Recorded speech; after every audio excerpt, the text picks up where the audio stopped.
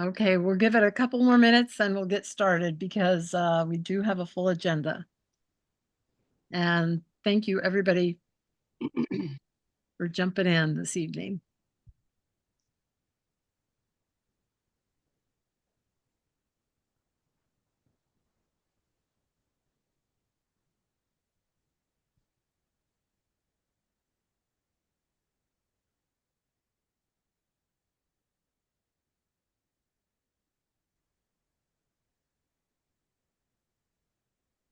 Okay, I think I'm going to go ahead and get started. So it's about 6:33. So thank you everyone so much for attending the Turnagain Community Council Zoom meeting this evening, October 2nd. I'm Kathy Gleason and I'm currently serving as president. And let's see, we have our vice president, Karen Pletnikoff, and our let's see, is our treasurer, no, is Kathleen, are you here? Got to get my eyes adjusted to everybody. Kathleen, there you are, our treasurer, Kathleen McCoy, and our board at large, one of our board at large is John Isaacs. And I don't believe our secretary or our other at-large board member is attending that I can see. So, so thank you so much, and we really appreciate everybody joining us. Hi, Carolyn Hall. We're glad you could make it. So the first item on the agenda is approval of last month's minutes. Kathleen just showed up. Oh, thank you. And oh, okay. Thank you. And I just misspoke. The next thing on the agenda is approval of the agenda. And I do have a couple of things to add. So if I could have a motion to approve, and then we'll slip in these two amendments. I'll move to approve. This is Pat. I'll second. Okay, thank you. Okay, I do have two items to add, and we'll vote on each one individually. One is just under, both of them are going to be under board report. One is a brief summary of Fish Creek Estuary turnout rehabilitation. And I'll fill everybody in on what that's all about. And then, so is there any objection to adding that to the agenda? No one at all. Okay, that is added, no objection. And then the second one is adding design criteria proposed amendments on 3 of the chapters that does have an upcoming deadline for comments. It's October 10th, and somehow that kind of slipped by me. And so we'll probably want to create an ad hoc committee or just the board to see if we can get some comments submitted.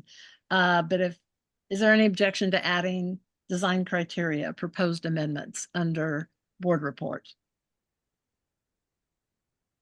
I don't see any objection. So does anybody have any objection to approving the agenda as amended? No objection? Okay, so agenda as amended is approved.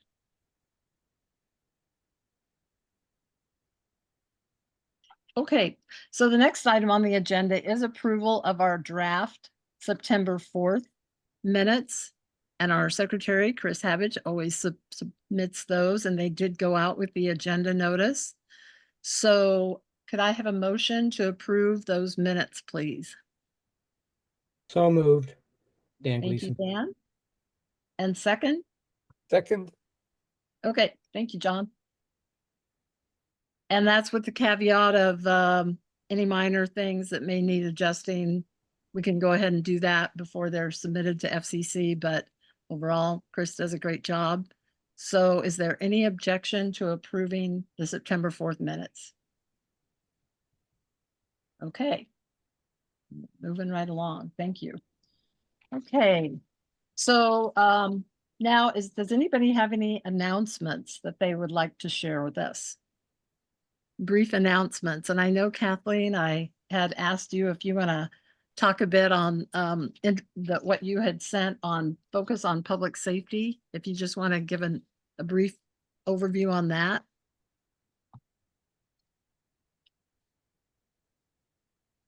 And Kathleen, can you unmute yourself? Hi, folks. I think I'm unmuted now.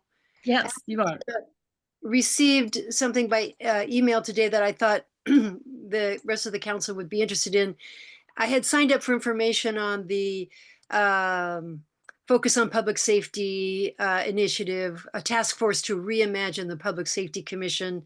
And I got a report for them today, and they had a panel discussion September 25th. That is recorded and can be viewed. Their next panel discussion is Thursday, October 16th. And it will have a panel made up of Daryl Hess, the municipal ombudsman, Jennifer Booz, executive director of the Anchorage Equal Rights Commission, and Tina Barr, National Association of Civilian Oversight of Law Enforcement.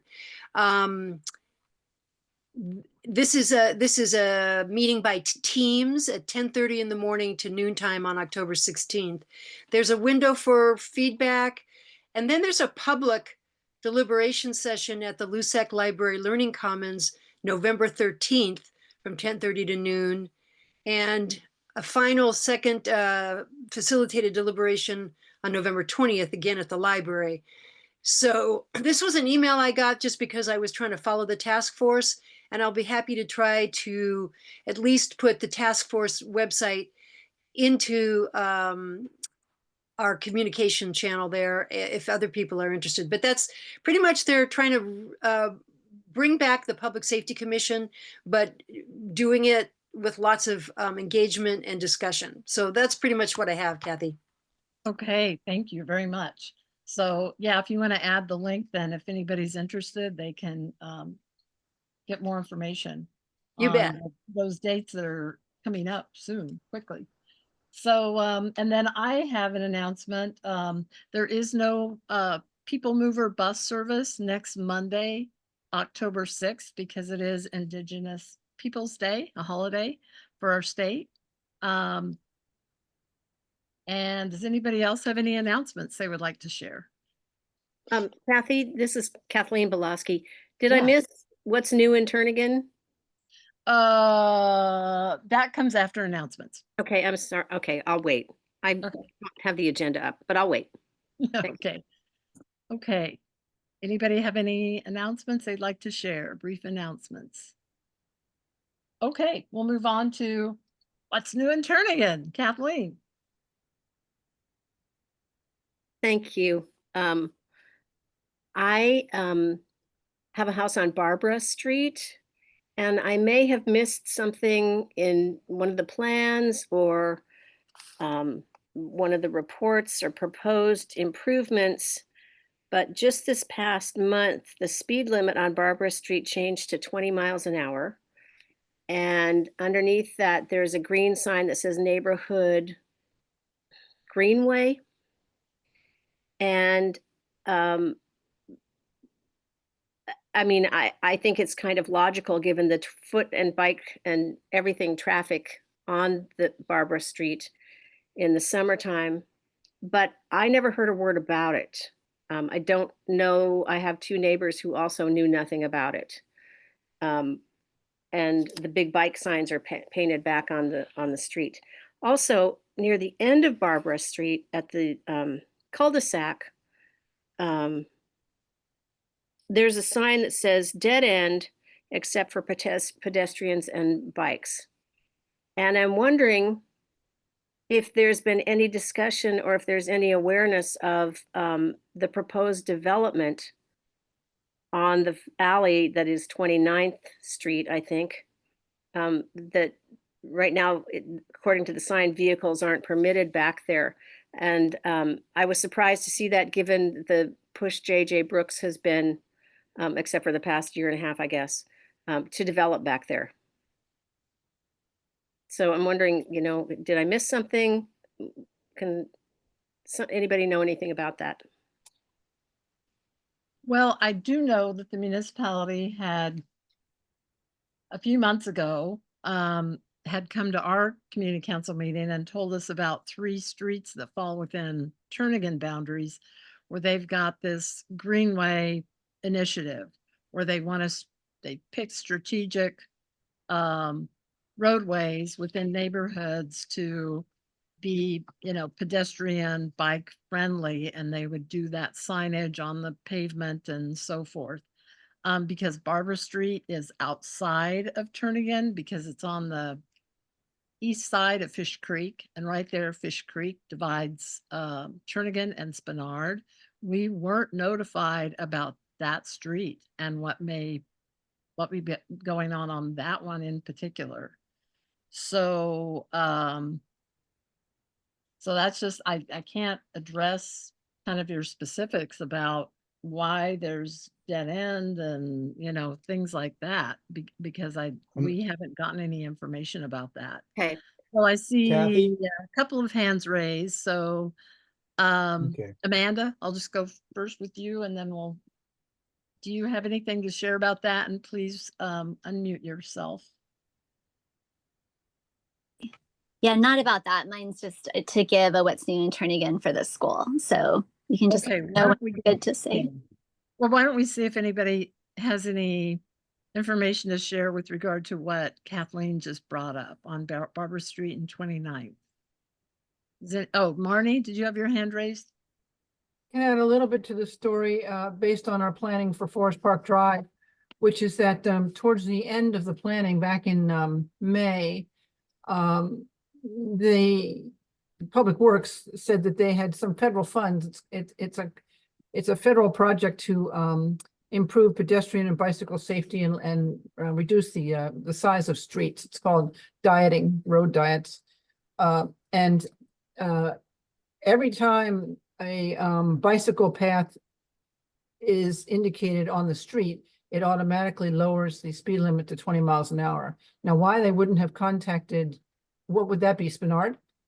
Yeah, I guess. that would be Bernard. I don't know. I seem to recall, Kathy, they did make a pretty lengthy presentation to Turnagain. Yeah, and that was with Forest Park Drive and 2 other streets, Turnagain Parkway and Right. one other street. Another aspect of the Greenway program is that it's for streets that are contributing or are part of getting access to our trail system. Encourage bike riding into the city, that kind of thing. Okay, Justin, you have your hand raised. Yeah, just kind of piggybacking off what other people have said. I remember with Donovan Camp specifically is the guy that you would want to talk to about those bike sharrows being put down on the street.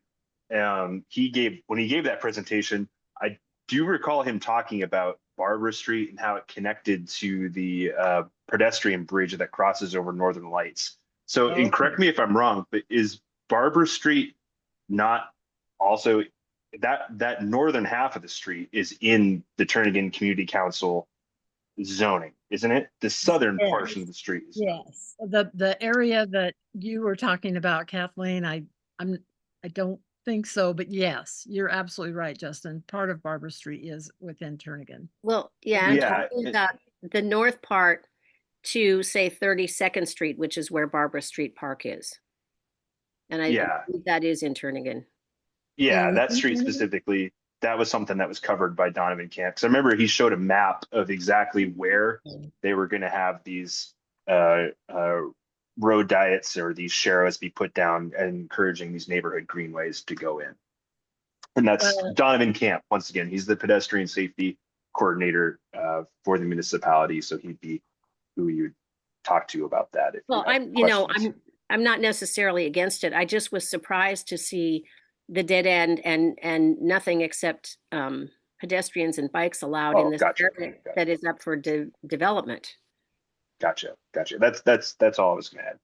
Okay. I appreciate the correction of info that I had, and those of you who live in that area and know this area better, I appreciate you clarifying that.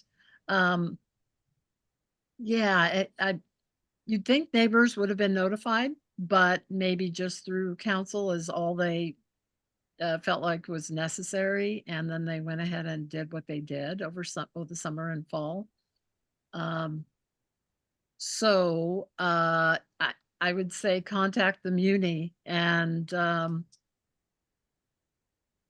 probably. I'm not going to pursue it that much. I just wondered if anybody knew anything else that I must have missed. And also, Kathy, at that area, Barbara Street is on the west side of Fish Creek. Okay, and I apologize because I was thinking down south farther, I think. Okay, so anything else under what's new in Turnagain? Amanda had something. Yes, Amanda. Yes, just wanted to give an update for what's been happening at Turnagain Elementary. There are several teachers who do live in Turnagain area, but so that's kind of neat to be at a school where you have such a community presence there. But let's see, they just the running club has been going bonkers. So they had over 100 kids stay after school for Tuesdays and Thursdays to do a running club. So anybody who wants to volunteer with those kiddos after school, they had a jamboree to celebrate that for elementary. That was really great. I talked a little bit about volunteering last meeting, and we got 2 volunteers. So it was just such a godsend to have those extra hands. New kiddos with the closure of Lake Hood coming over. So yeah, just keep that in mind, everyone, that those extra hands and hours do really matter. And as far as what's coming up, so there is going to be the parent-teacher conferences, so kiddos won't have school for a couple of those days in 2 weeks. And as far as everything else, yeah, they're just ASD is going to go into, I don't know if we have a member lessons here today, but ASD is going to go into decisions about right sizing. That's all going to happen really, really fast. So October, November, those decisions are going to be made. Really what we need are advocates for Turnagain that our class sizes, really need to be at a manageable amount is what I would say. I'm not speaking on behalf of the school. I'm just saying for me as a teacher, that kind of advocacy letters to school board and things like that is appreciated. But as far as what's new in Turnagain, it's just school is going well over there. Well, thank you so much. We always appreciate hearing from someone from the school specifically, so we know what's going on. Let's see, since I've got 2 slides here, I'm going to ask the board to help me identify any hands that are up. I did see in the chat room that Matt will be calling in soon. Matt, is Matt here yet? Yes. I'm here. Oh, you are. Okay, so we will just kind of bump around and go ahead and give the legislative report since you have joined us, and then we'll slip back into our normal agenda skew. So welcome. Thank you, Matt. Thank you, Kathy. It's good to be here, and happy October. And I would say the two big news from the legislative front, just in September, there were 2 different pieces of legislation the governor vetoed. The first was the Senate Bill 113, which was an update to the corporate income tax for out-of-state corporations that sell things in Alaska.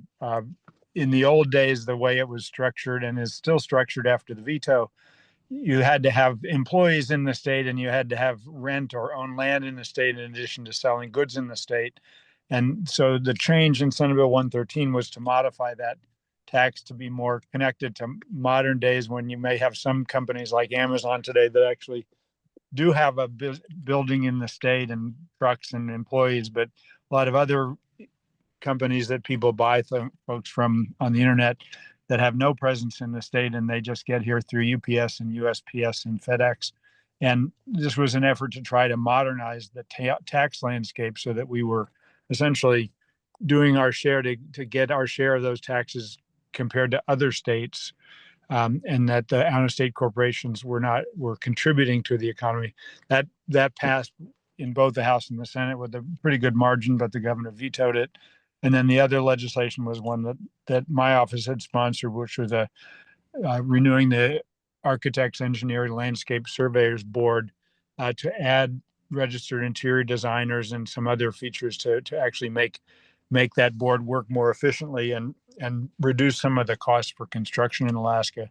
And again, the governor vetoed that legislation, and both those measures, I think, we'll be checking with other legislators, but under Article 2, Section 16 of the Constitution, decent chance we'll be in joint session when we go back in January to reconsider both those pieces of legislation. So those are the updates on the legislative front, mostly here to answer any questions you all may have. I have a Okay, question. thank you, Matt. Yeah, go ahead, Jonathan. Hey, Matt, thanks for being here. Regarding this tax, outside corporations doing business in Alaska, I was following this.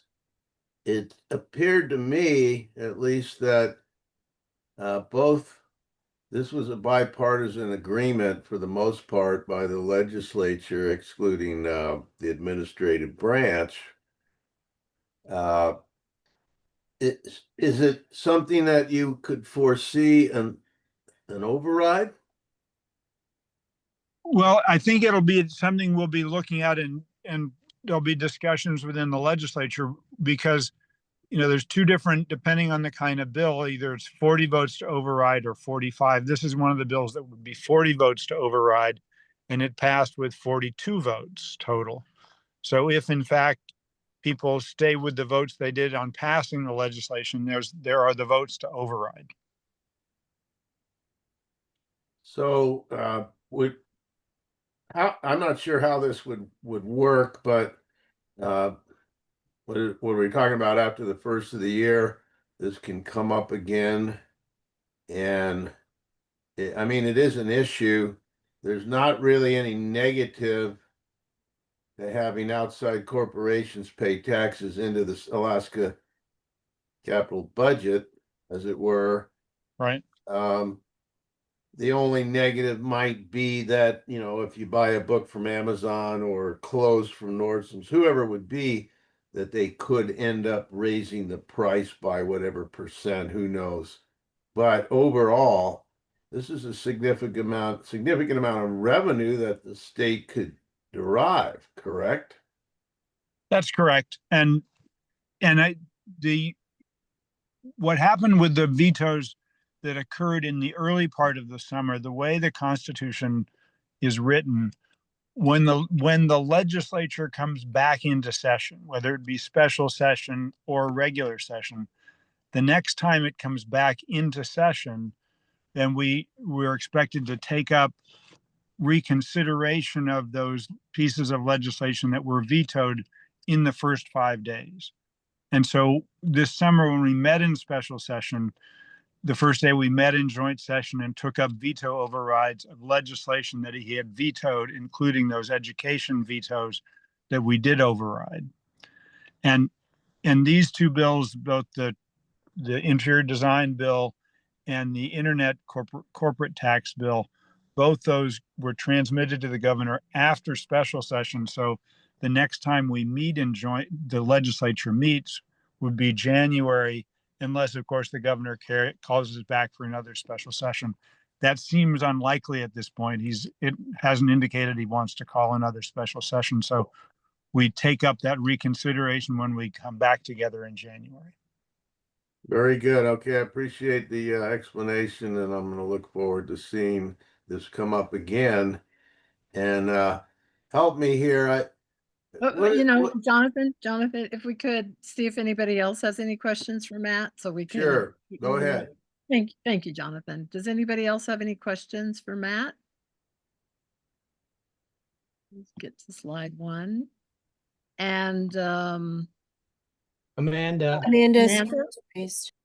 Yeah, go ahead, Amanda. Okay, thank you. Yeah, and thank you, Senator Clayman, for being here. Just regarding that online tax, there are some of us artists here in, West Side who are concerned about that negatively and specifically affecting us with selling on Etsy and things like that. So a lot of Alaskans buy on Etsy. And we just feel if those, if that somehow gets passed along to us, if they increase our fees on that platform because of this tax, we're concerned about that. So it'd be great to have some reassurance that that will not be passed on to, unfairly to Alaskans who are trying to sell through those things in a state that doesn't have sales tax, right? And then with the education bill that passed, a section in it stated, if I understand it right, that school districts would need to finally have their class sizes capped according to a class, how many students are in a classroom and that teacher. So no longer teacher to student ratio, because that can be, what's the definition of that? You could have teachers in the head shed and not really teaching students, right? And that could dilute the numbers. But really, how many students are in the classrooms cap? Have you been in conversation with ASD about this? And what are you advocating for our Anchorage students? Amanda, you've actually asked about a specific part of the education bill that I have not looked at that specific detail. And so what I'd like to do on that is get a better understanding of it and then check in with ASD and we can report back to you at the November meeting. Yeah, the concern is that they're going to set that number. They might set it at their first November school board meeting. So any kind of, things that you could maybe send the Turnagain community regarding that before then would be greatly appreciated. But I do appreciate you looking into it. Well, we'll look into it and we'll also get some stuff back to through Kathy to the Turnagain Community Council. And with respect to the other question about the internet corporate tax, it is definitely not a sales tax.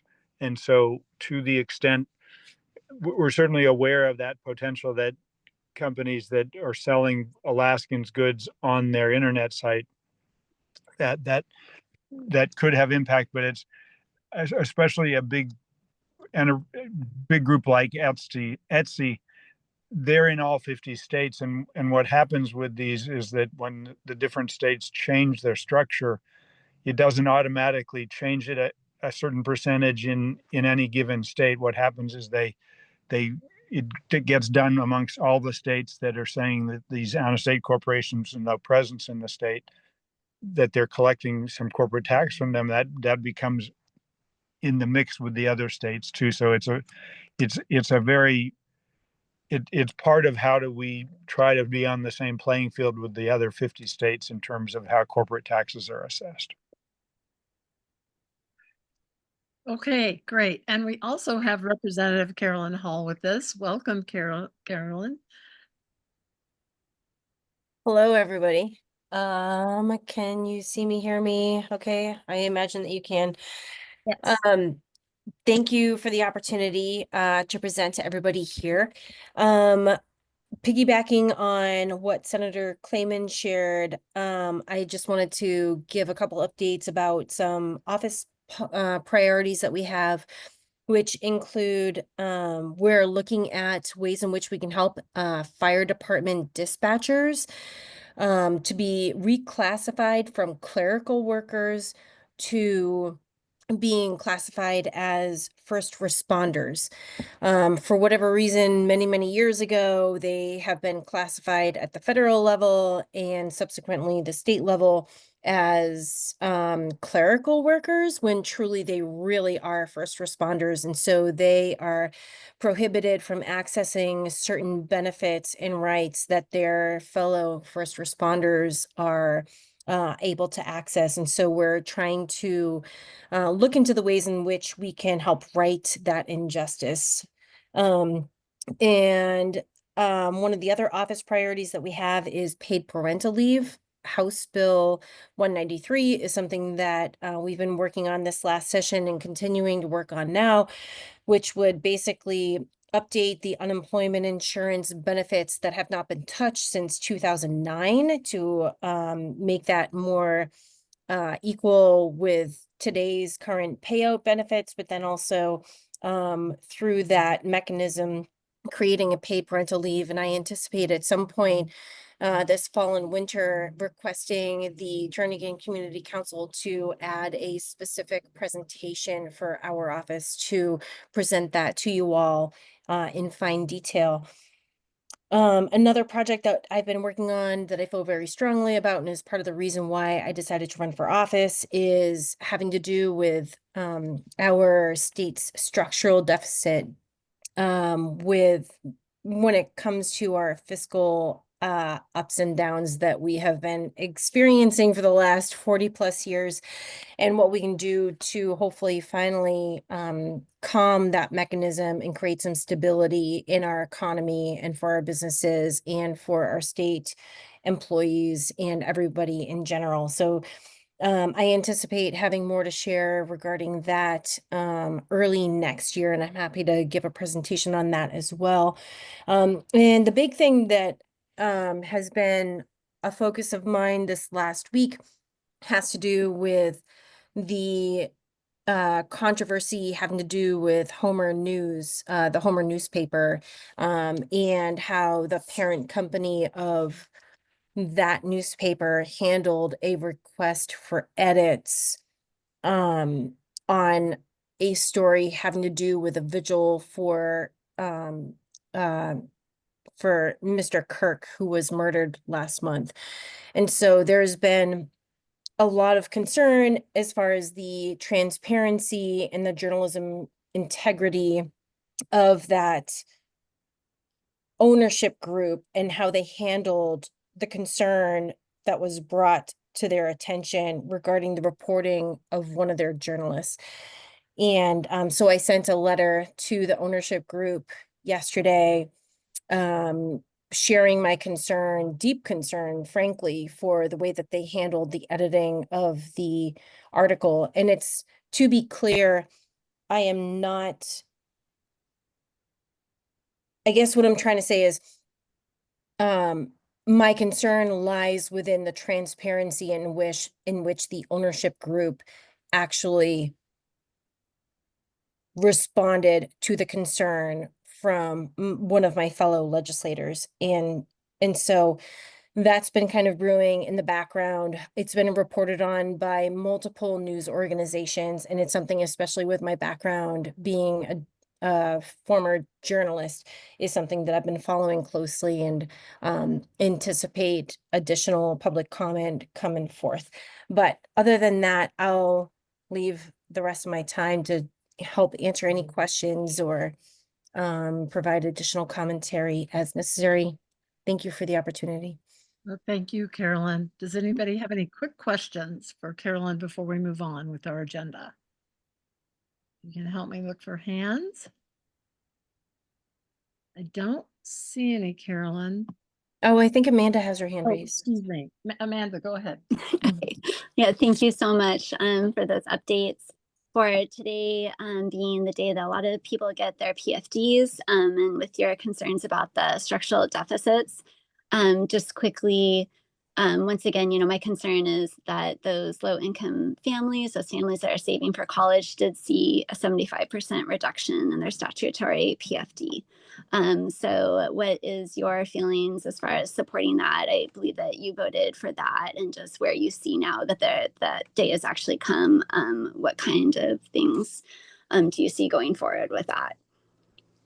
Thank you for the question, Amanda. And I foresee the dividend as being the first major question and hurdle that the legislature needs to come to terms with when it comes to figuring out our fiscal stability. Because when you're paying out a dividend, and I recognize fully that the dividend that is being distributed today is $1,000, and that when you factor in inflation, it's the smallest dividend we've received. Still, that is a $685 million appropriation from the state budget.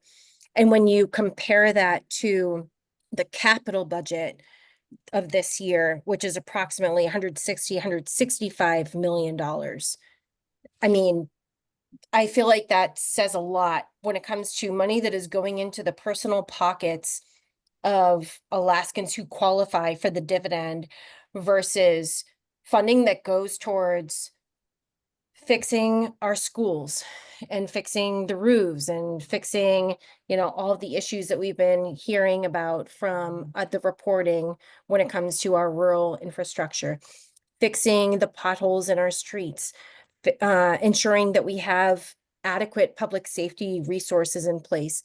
And so what do we as Alaskans want to value? Do we value a $1,000 going into our bank accounts over this public good of public safety, public education, ensuring that, there are enough state workers to process SNAP benefits, retirement benefits, and the list goes on and on. And so I think as Alaskans, we need to decide, and the time is coming where like the money train is drying up because we do not have adequate revenue coming in for the expenditures that we have.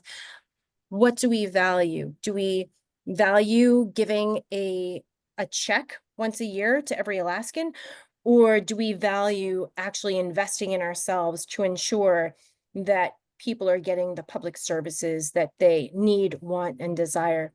And actually, there was a recent, I think it was published yesterday or 2 days ago, op-ed from Bruce Tangeman, who's a former, very long time public service employee. He was most notably recently the first commissioner of the Department of Revenue under Governor Mike Dunleavy, where he makes a very poignant point in his opinion piece that the gravy tank train is over. We have not been paying any broad-based taxes for the last 40 years, no statewide sales tax, no statewide income tax. I think And if I can just, yeah, and we've been giving a check to everybody. And so I'll put the link to the article, to the, not an article, to the op-ed in the chat, but it really lays out in very fine, clear detail that the time of the dividend is likely coming to a close, and we don't have a choice about it. So we'll see what actually happens and what the political will is to move forward. Okay, and I'm afraid I'm gonna have to cut it off there because we do have a lot more items on the agenda, but this was a really good discussion from our two legislative representation from our area. So again, thank you, Matt. Thank you so much, Carolyn. We really appreciate your attendance this evening. And we're gonna have to move on. So let's see, let's jump back to, we wrapped up what's new in Turnagain. So just under board report, our next board meeting is to be announced because we don't schedule it necessarily on the same day every month. So if you're interested in ever knowing when we meet, just let one of our board members let me know. Our next general membership meeting is Thursday, November 6th, 2025. And I do need to mention that we will have 2026 officer and board elections at that time. So if anyone wants to serve on a nomination committee, that would be great, so that we have a slate of candidates that we can put forth in our at our meeting next month. So does anybody want to serve on a nomination committee? Kathy, this is John. I have two announcements. I don't necessarily want to serve because my plate is completely full. But two announcements. We'll probably be looking at an open board seat that we'll need to fill. And if I'm not mistaken, you are not allowed to run again for president because you've termed out. So we will need to be looking for new president unless we change our bylaws. Is that correct? That's correct. No.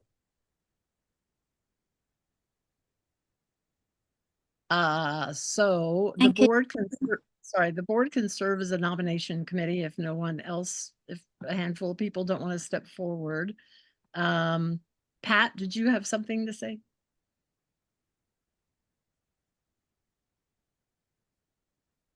Not on this. No, that was a long time ago. Oh, I'm sorry. Okay, well, if no one wants to serve on a nomination committee, the board can go ahead and do that. And Did Amanda have something to say?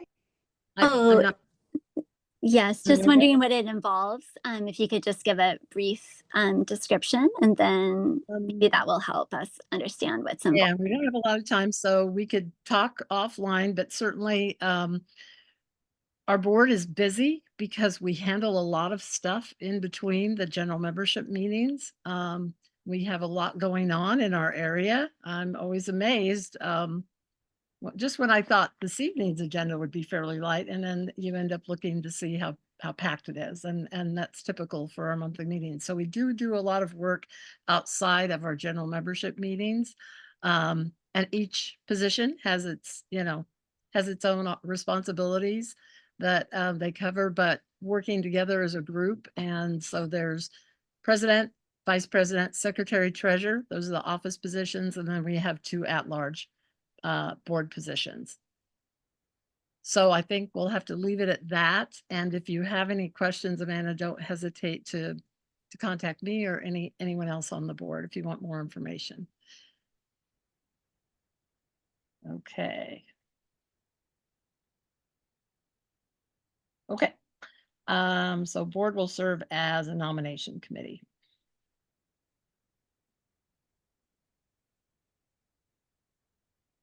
Okay. Okay, moving on then is FCC delegate report, and I'm going to try and keep that really, really brief because we do have one item related to FCC under old and new business as well, and that's bylaws that everybody's kind of wondering about. But we did meet, let's see, let me get my notebook out here. We met on September 17th. And we are happy to have Mike. I know I saw you somewhere in here. Happy to have the chair of the FCC delegates, Mike Edgington, with us, joining us this evening. So welcome, Mike. And like I said, I'll kind of we always have a lot of interesting things. The meeting is divided up into kind of the officer our hats are board delegate members, and then we move on to the coalition where all the delegates who each one represents their own community council. Then we have a meeting of the delegates, and so we just cover a lot of. Let me get my agenda out here. Okay, so we did discuss bylaws and had a review of the draft bylaws that are under consideration. And then we have council sharing, just a portion each month. And then we had the project management and engineering design criteria manual update from Brandon Telford. And that's where we'll go ahead and form an ad hoc committee to go ahead and look at that, since comments are due October 10th. That's next week. We did have Graham Downey at our meeting to talk about the Transit Supportive Development Overlay project update and process. And that, as you can imagine, has been, and we will have that on our agenda coming up. And then an educational topic, Better Public Meetings, by Ariana, who is the director of FCC, to talk about that idea. And I recommend that you Google it or contact FCC to kind of get more information about that. It's collaboration with some outside entities to just see how FCC can generate more outreach to not only community councils, but the general public at large. So that was kind of the gist of our meeting on the 17th. Does anybody have any specific questions they would want me to elaborate on? If not, then we'll go ahead and move on, since we've got a lot on our agenda. No, Mike, did you want to add anything real quick? Did I miss anything I should have emphasized besides bylaws? Hi, thanks. Yeah, so bylaws we can talk about later.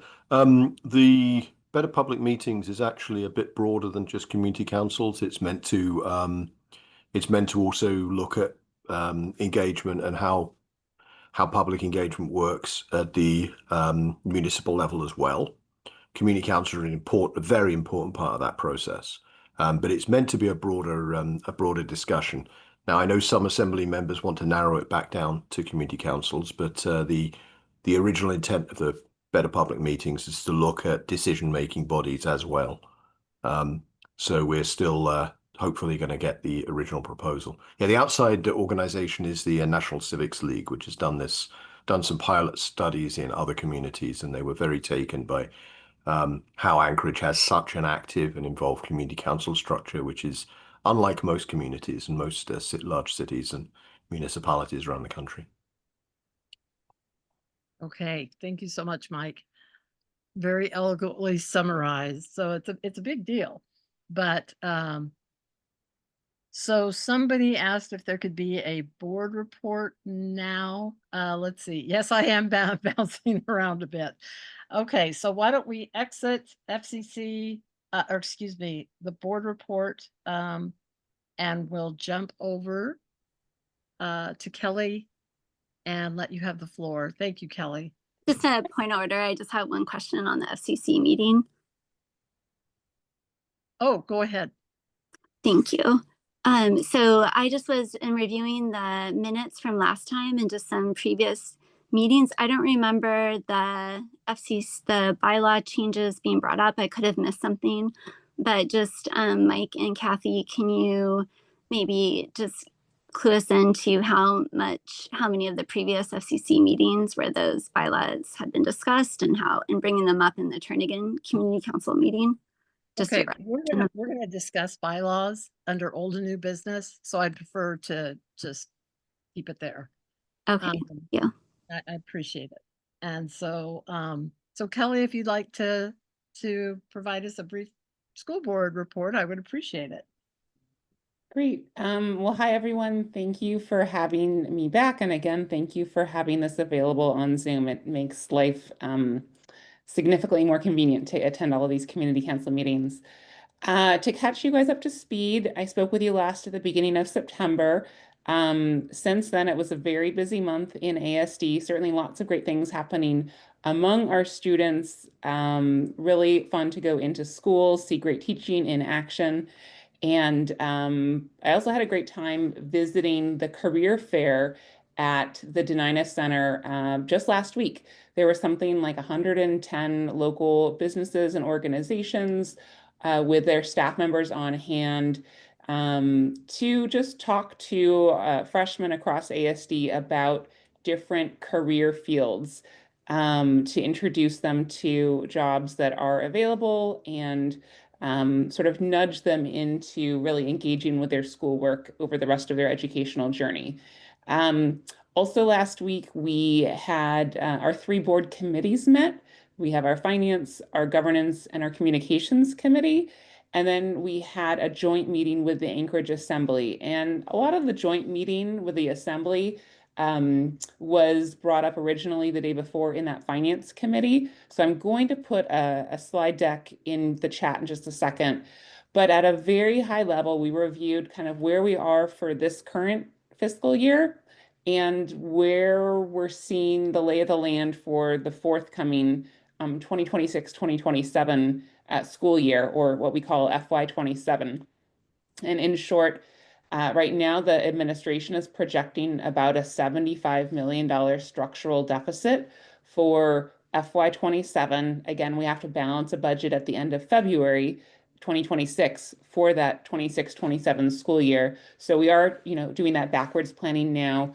I thought it was notable that the administration calculated that it would be about another $26 million to implement the target class sizes that the legislature outlined in House Bill 57. Again, the board is going to be responsible for making a policy about target class sizes, but there's not a mandate in that bill to implement them. But if we had, certainly I think there's a desire to implement those smaller class sizes, but it would cost the board district about another $26 million on top of that $75 million structural deficit. Last week was also lively, if I can use that word appropriately. because the administration heard back from the US Department of Education, and this has been covered in our news stories, that a request to reconsider the loss of the Fostering Diverse Schools grant that the administration was using to implement the academies of Anchorage over a 5-year period, that request was rejected. So they are, well, I guess the fiscal year has ended. The administration will be wrapping things up with that grant. So they essentially received 2 of the 5 years and are going to need to come up with a plan B to support career technical education in Anchorage moving forward. I did want to flag a couple of things looking ahead. One is that the State Board of Education will be meeting next week on October 8th and 9th. And I haven't fully reviewed their entire agenda. I am aware that there is going to be conversation about this thing called the local contribution. And from what I've seen, it may be that the commissioner is now changing her recommendation, that she would like the state board to kick a potential regulation change back to deed for further analysis with stakeholders. ASD has pointed out that the regulation change, as has been proposed, is poised to eliminate about $15 million in local support for transportation and preschool, that we receive those dollars from the municipality to support those elements of our K-12 offerings or pre-K-12 offerings. So it'll be interesting to see what happens with the state board meeting next week. I don't have a crystal ball. The other thing that's happening, our first meeting of the month is Tuesday, October 7th, and we will be getting briefed, the public will be getting briefed on whatever school or schools the administration is going to propose for consolidation. I do expect to have a focus on the placement of charter schools, maybe with high rent, high leases in ASD facilities.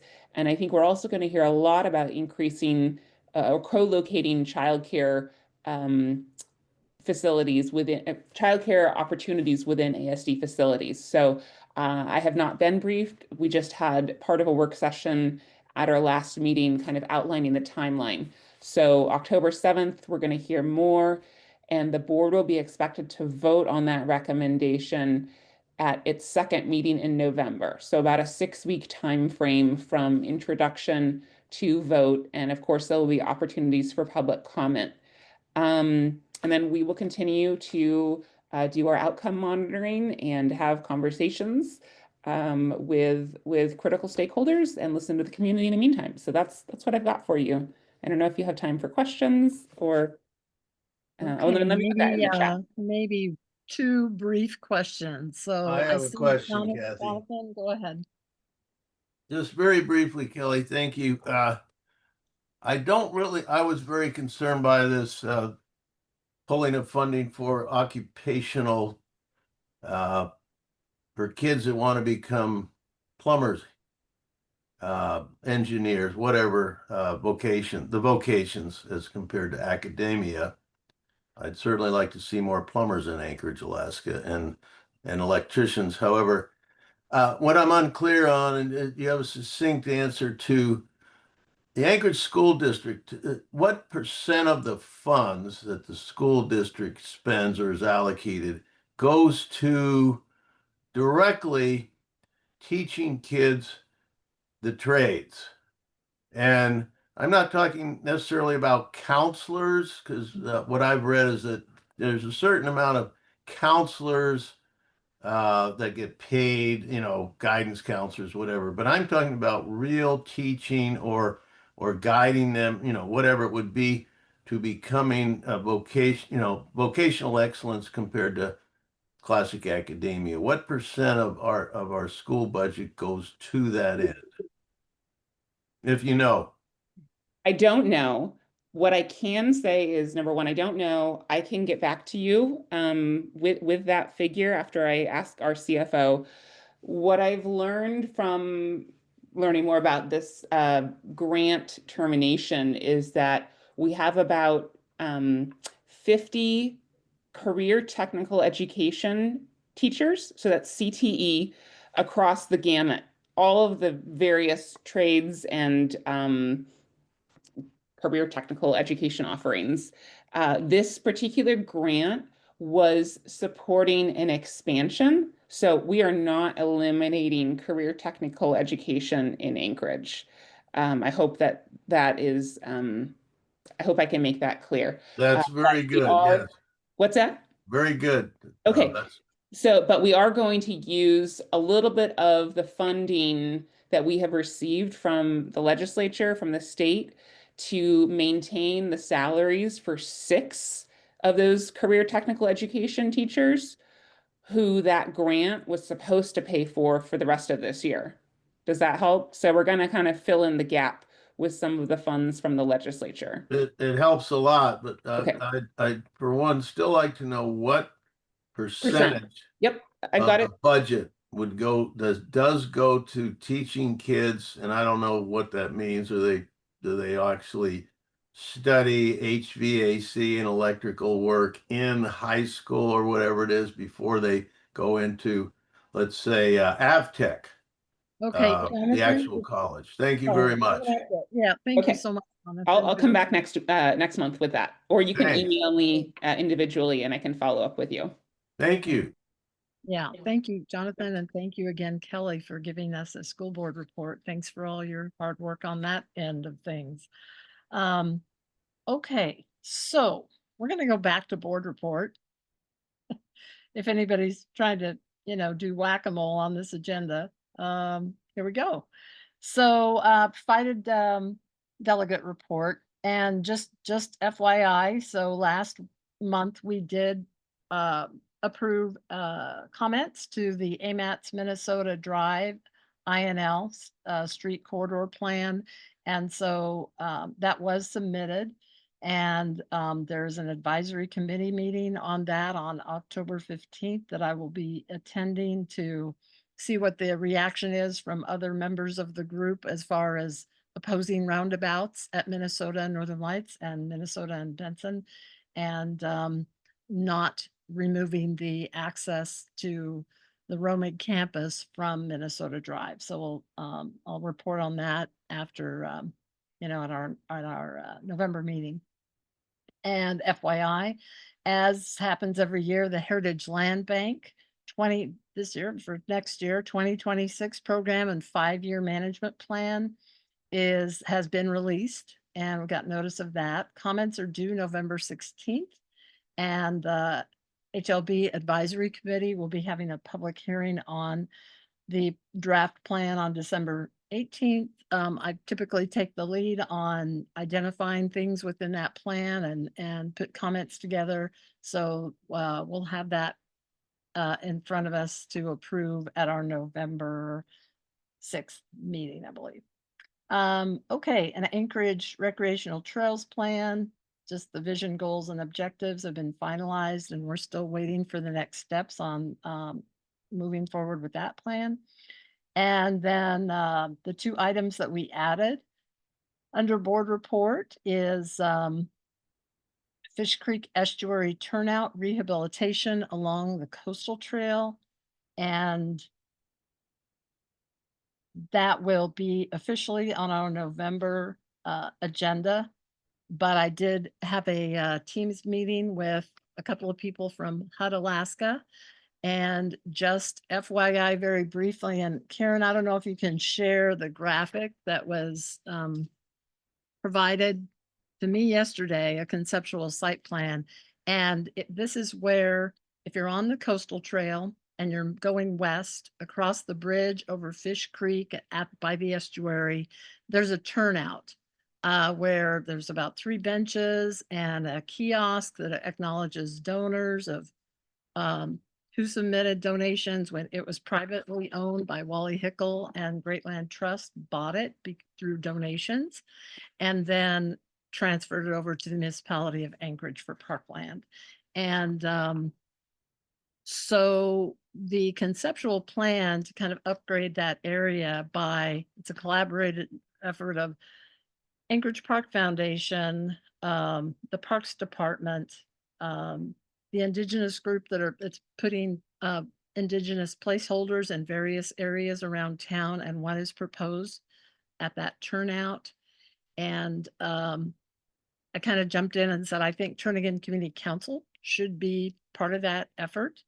But so they've come up with about a 10% design, and I'd like to form an ad hoc committee to follow this, because we really need to be more engaged. I stressed that to the huddle group yesterday, that you know, they want to present at our November meeting, but in the meantime, I think we need to collaborate with them as far as what kind of features they want to put in. A second turnout right at that S curve. That may or may not be a good idea. I think that needs a lot more discussion. So that's okay if you can't provide that schematic, but we'll have this on our agenda in November. But does anybody want to serve along with board is always the basis of an ad hoc committee to kind of be a part of this discussion with that group in the meantime? Gail? Yes, Dan. And I would like Kathy. And Steve? Where is it? Where is it? Where is it? Where is it? Where is it? Well, right, if you know where Fish Creek Estuary is. Oh, there. Now Catherine is starting. So on the lower right-hand side, you can see Coastal Trail to Westchester Lagoon. There's that bridge right there where it goes over the outlet from the estuary of Fish Creek and into Cook Inlet. And the turnout as you go to the left and go up that curve, that doesn't exist now. They're proposing a second turnout area. And then as you move forward and continue with that S curve, they want to revamp the existing one and put the indigenous there, and different bike racks and kiosks and so forth, interpretive signage, and the bench configurations, just one long kind of caterpillar looking bench. And we don't have time to really talk about this. And it's at 10% design right now. So now is a really good time for Turnagain Community Council to say, this is in our area. We've got neighbors and all sorts of people using this. And I did stress that once the Fish Creek Trail connection hooks up just on the other side of the estuary, that area that's pretty busy now will increase. And so safety on that trail is kind of something that really needs to be considered as far as through turnouts and how they're designed. So quickly, Pat, and then Marnie. I did. Were you raising your hand? I just wanted to volunteer to be part of that. Follow Okay. it. And Marnie, would you like to be on that committee as well? Thanks, Kathy. Yeah, if you could add me on. Absolutely. Am I missing anybody else? Okay, that'll be a great group. So we will follow this project because it's in our area and it's highly used, and we want to make sure it's, you know, it's a good project for all of us. So that's great. Okay, so let me write that down real quick. Turnout. Okay, and then the last thing that we had added was that design criteria proposed amendments that I had mentioned earlier. And so if we can put together an ad hoc group, the board can serve as the basis of that as well. Just to go ahead and submit comments by the 10th. There's just 3 chapters that they're looking at doing some amendments to, and so we can delve into that to see if Turnagain wants to provide any, and then whatever comments we submit would be ratified at our November meeting. So does anybody want to serve on that besides the board as a base? I know that's not nearly as much fun. Okay, the board will look into that. Comments are due October 10th, like I said. So we'll look into that. See if we want to submit any comments. Okay. Okay, moving on to reports. Is there anybody from the mayor's office here attending that they would like to give a short report? I don't think we've had anyone since our new mayor has been with us, but I always add it just in case somebody jumps on. Okay, so no mayor's report, and I haven't looked. Anna or Cameron, are you with us this evening to provide an assembly report? Does anybody see Anna or Cameron? No, but John noted that Anna might be late, so maybe we'll Oh, see her later. okay, then we'll jump back to that because I'm sure she's got a lot of stuff to share. Okay, we'll move on to airport report. And Lex, are you with us this evening? There she is. Hi, welcome, Lex. Hi everyone. Happy Thursday. Yeah, and happy October. So I sent out our community updates earlier today, maybe in the afternoon, and I'm just gonna start going through them. So we have some big news at the Ted Stevens Anchorage International Airport. We have Southwest Airlines that will be flying summer of 2026, and we're super excited about it. We had a big press conference today about it. The commissioner was there, the mayor was there, and they were as well as the airline representatives and then our team. And it was a great ceremony celebration. We were all super excited about it. And they are going to be doing 2 routes this summer. They are going to be flying to Denver and to Los Angeles, or not Los Angeles, Las Vegas. And so we're like super stoked about it. And that press release is out we sent it out via Gov Delivery. It's also attached to the community updates and it's on our website. But yeah, that's like our biggest update of the month for sure. And then our next big update is American Airlines said that they're going to resume service to Phoenix next summer, so summer of 2026. And so we're excited to have that route back. I think it stopped in 2021.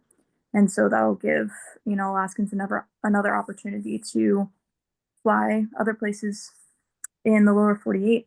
So those are kind of the 2 biggest updates this week. Those literally just happened within a couple of days. And so that's why this report ended up coming out a day late, because we had so much news and we were working with Southwest, and Southwest was like, oh, we can't release this. We can't tell, people that we're going to be there because the event's on Thursday. And so this event just happened today. And so that's why we were a little bit late getting out the report. So sorry about that. And then the next thing is our Part 150 noise study. This has been ongoing since I think April or May. And as you guys probably know, it's evaluating aircraft noise and land use compatibility around the airport. The goal of it is to develop practical strategies for reducing and managing aircraft noise impacts on nearby communities. And it's going to create a noise exposure map and a noise compatibility program. And so the reason I bring this up is we have a study advisory committee on October 7th, which is coming up next week on Tuesday at 10 a.m. And so we encourage any stakeholders, especially you guys, since you guys are part of the Turnagain Community Council, to attend. It's a great way to voice any opinions, anything you want to see with the study. And then next up, we have our Last Frontier Honor Flight. So we do one of these in the spring and in the fall. And so the fall one is coming up pretty soon. It is on Tuesday. It's the same day as the Part 150 Noise Study Advisory Committee. And the group of veterans, I think there's about 24, it leaves at around 11 a.m. on Tuesday. But if you wanted to go and attend and kind of celebrate, our veterans, you can get there probably a couple hours early. I'd say arrive around 8:30. If you want to go to that on Tuesday, and then they'll be coming back Saturday, October 11th, in the afternoon. So I'd probably be at the airport around 1:30 if you want to go and celebrate, the veterans coming back in. And I'm not sure if you guys are aware of the honor flight, but it's just a way for veterans to be able to fly to Washington, D.C. to see the memorial.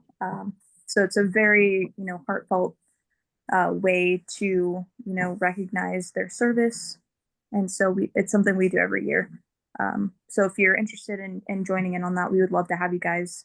And then the last thing is Ice Airport, Alaska. I'm not sure if you watch it, but it's an amazing show. They are stationed in our North Terminal in the Ted Stevens Anchorage International Airport. But the show is going to be airing its sixth season. Yeah, sixth season coming up on October 5th. So I think that's next week, this week, pretty soon, in a couple days. So yeah, super exciting stuff. Those are my biggest updates. The one other thing I wanted to add is last committee meeting, I was asked a question that I didn't know the answer to. It was about Taxiway Victor, which is the taxiway that goes from Lake Hood to ANC. And they asked if the gates would be replaced. And I was informed by our airfield maintenance team that they will be replacing those gates. And they just didn't have a timeline right now of when the gates would be replaced. But what they did say is they would be making sure that signs would be up, like the electronic signs, and they would be flashing lights there in the winter just to, give some extra attention to that spot where, because I believe there's some concern about safety and stopping at that stop sign there, and that not everyone was doing that. So it's a work in progress, and they're working on getting it ordered and all of the parts to the airport currently.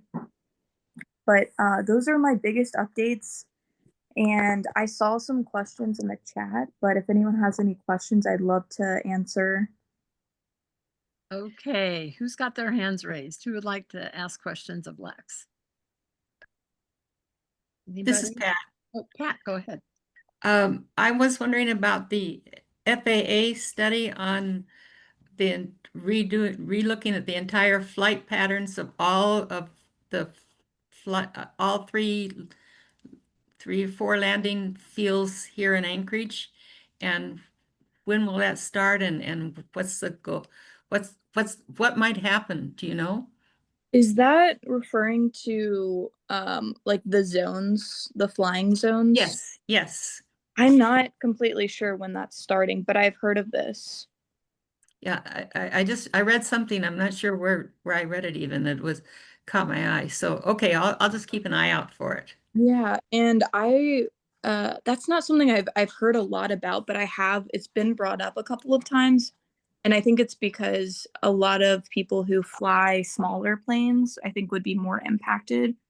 But I'm gonna write that down and I will get back to you about that because I'm also interested. Thank you. Yeah, thank you, Lex. And I think that those of us who live on the west end of Turnagain also are going to be very interested to see how that may affect noise. Okay. So, noise contours and all that fun stuff.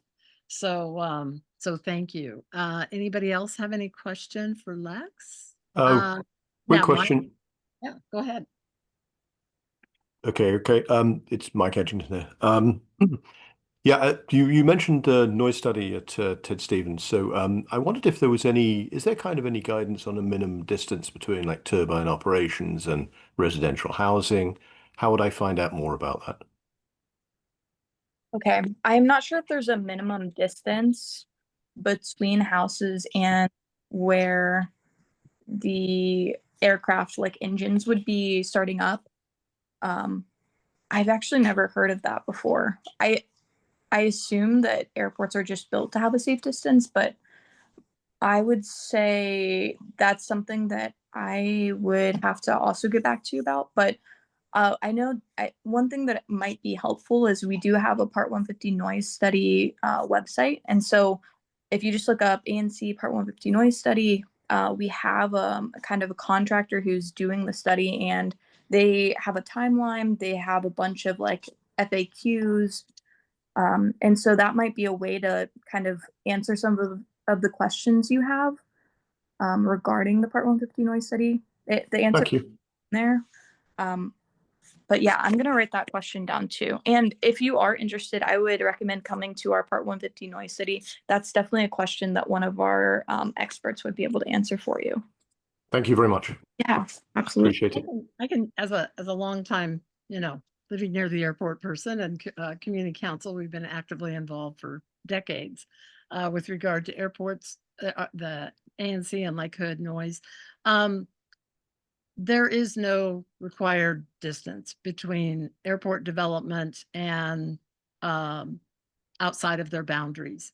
And before TCC stepped in and said, wait a minute, the airport was going to lease a large GA hangar facility, and they were going to lease the land right up to the chain link fence at the airport Turnagain neighborhood developed boundary. And so fortunately we got them to back off on that. But FAA says if it's within airport boundaries, they're obligated to use their land as they see fit to serve the airport and the community at the airport. So there's very little guardrails on what the airport can do with regard to development and proximity to neighborhoods and where they locate development and whether it's ground noise or air noise. Yeah. And this Part 150 noise study only deals with ground noise. Once the jet takes off, once the GA plane takes off, it's out of their hands. There's no parameters on decibels or anything else. Kind of sad to know that, but that's the basic truth about the airport and development. Okay, so thank you so much, Lex. Did anybody else have any quick questions for Lex? Just wanted to add one thing. I see said that the update is not on the website yet. And I will attach the link in our chat, and it will have the link to the press release that we put out this morning. Yeah, thank you. Normally we attach that when we send out our meeting notice, but as Lex said, it didn't even come out till today. And so our announcement went out a few days. So yeah, no worries. Absolutely. Okay, great. All right, we are down to old and new business, and we're running about 10 minutes behind, but we'll see if we can catch up somewhere. So the first item on the agenda under old and Anna new Brawley is. oh my attending that. gosh, we need to have our assembly report. Thank you, Dan. Anna, jump in. Okay, yeah, and I'll keep it brief and happy to take questions. Thank you again. I was late. I was at another event and then I was splitting my time, which means I'm always late or early to to one or the other. So anyway, I'll give just a couple of big updates. One is, well, actually, they're all really going to circle around our budget and how we pay for things. The first one is that we are officially in budget season. This afternoon, the mayor's office released their FY26 draft budget for next calendar year. I have obviously not read it yet because a few hours ago. But I know that there was a big announcement. I was not at the press conference, but I know kind of the short version, which is we do not have extra money. We have, what we collect locally. We don't have the state revenue we used to. We don't have the federal revenue we used to for the most part, with a few exceptions. And so we are paying for everything that we need to with the resources we have. And so what you'll see in the budget is really not a lot of changes. And I would anticipate not that many changes actually from assembly members as well.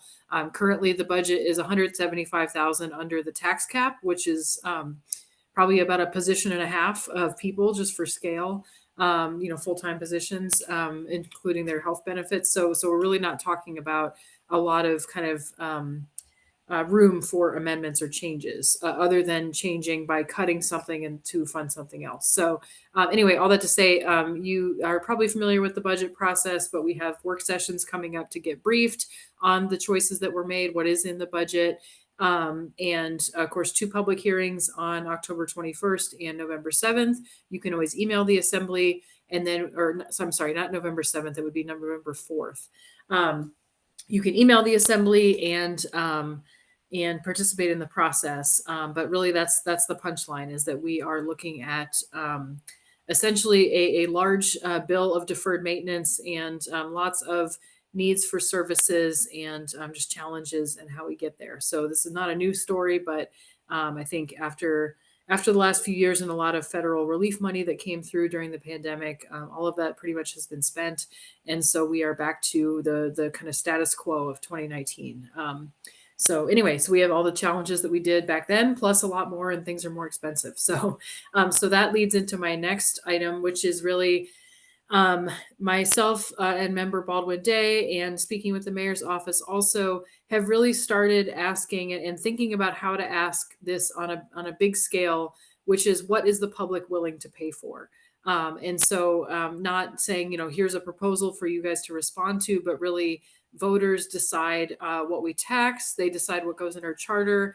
All the big decisions really sit with voters the way that our charter is written. And so it's really not my decision. It's not the mayor's decision. It's not just the assembly's decision. It is really the whole public, the whole voting public. What are you willing to pay for? And so that I would anticipate not just in our budget now, but really trying to look ahead in the spirit of celebrating our 50th anniversary, which I think I talked about last month. What does the next 50 years look like, and what changes do we need to make to be successful in where we want to be? So those are things I just want to put out there. If you're interested in that conversation, I am as well, and I'm working with Aaron, with Member Baldwin Day, to set up a public meeting to just start having this conversation. So we'll have some good information if you want to learn how our budget works now, if you want to kind of understand some of the big issues that I'm talking about, but then also really we want to have a dialogue, and we want to have interactive dialogue and start thinking about ideas, start seeing what folks want to do, what questions you have, what, if there's an idea on the table that you don't like, I want to hear about that too. So anyway, that meeting will be on Tuesday, October 28th. It'll be in the early evening. I believe we're going to be holding it at the BB Center in Midtown, but I don't want to misspeak. So I will make sure to send more information out about that meeting. We'll have it really soon. I'll get it to to all the councils really, and making sure that it goes to the presidents so you guys can distribute it.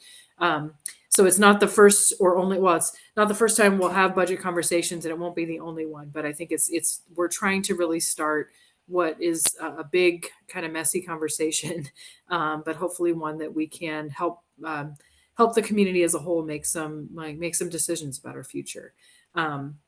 So that's what I'll say on the budget. I mentioned the MOA 50th. The thing I will, two things I'll invite you to. One is, if you've been around town to public meetings, or to buildings like the Permit Center or the library, you might have seen big maps on the ground or on the floor. Those are part of what's called the Neighborhood Time Machine. It's one of our kind of fun ways to get people thinking about our city, how it's changed over time, what we used to be, what we are now.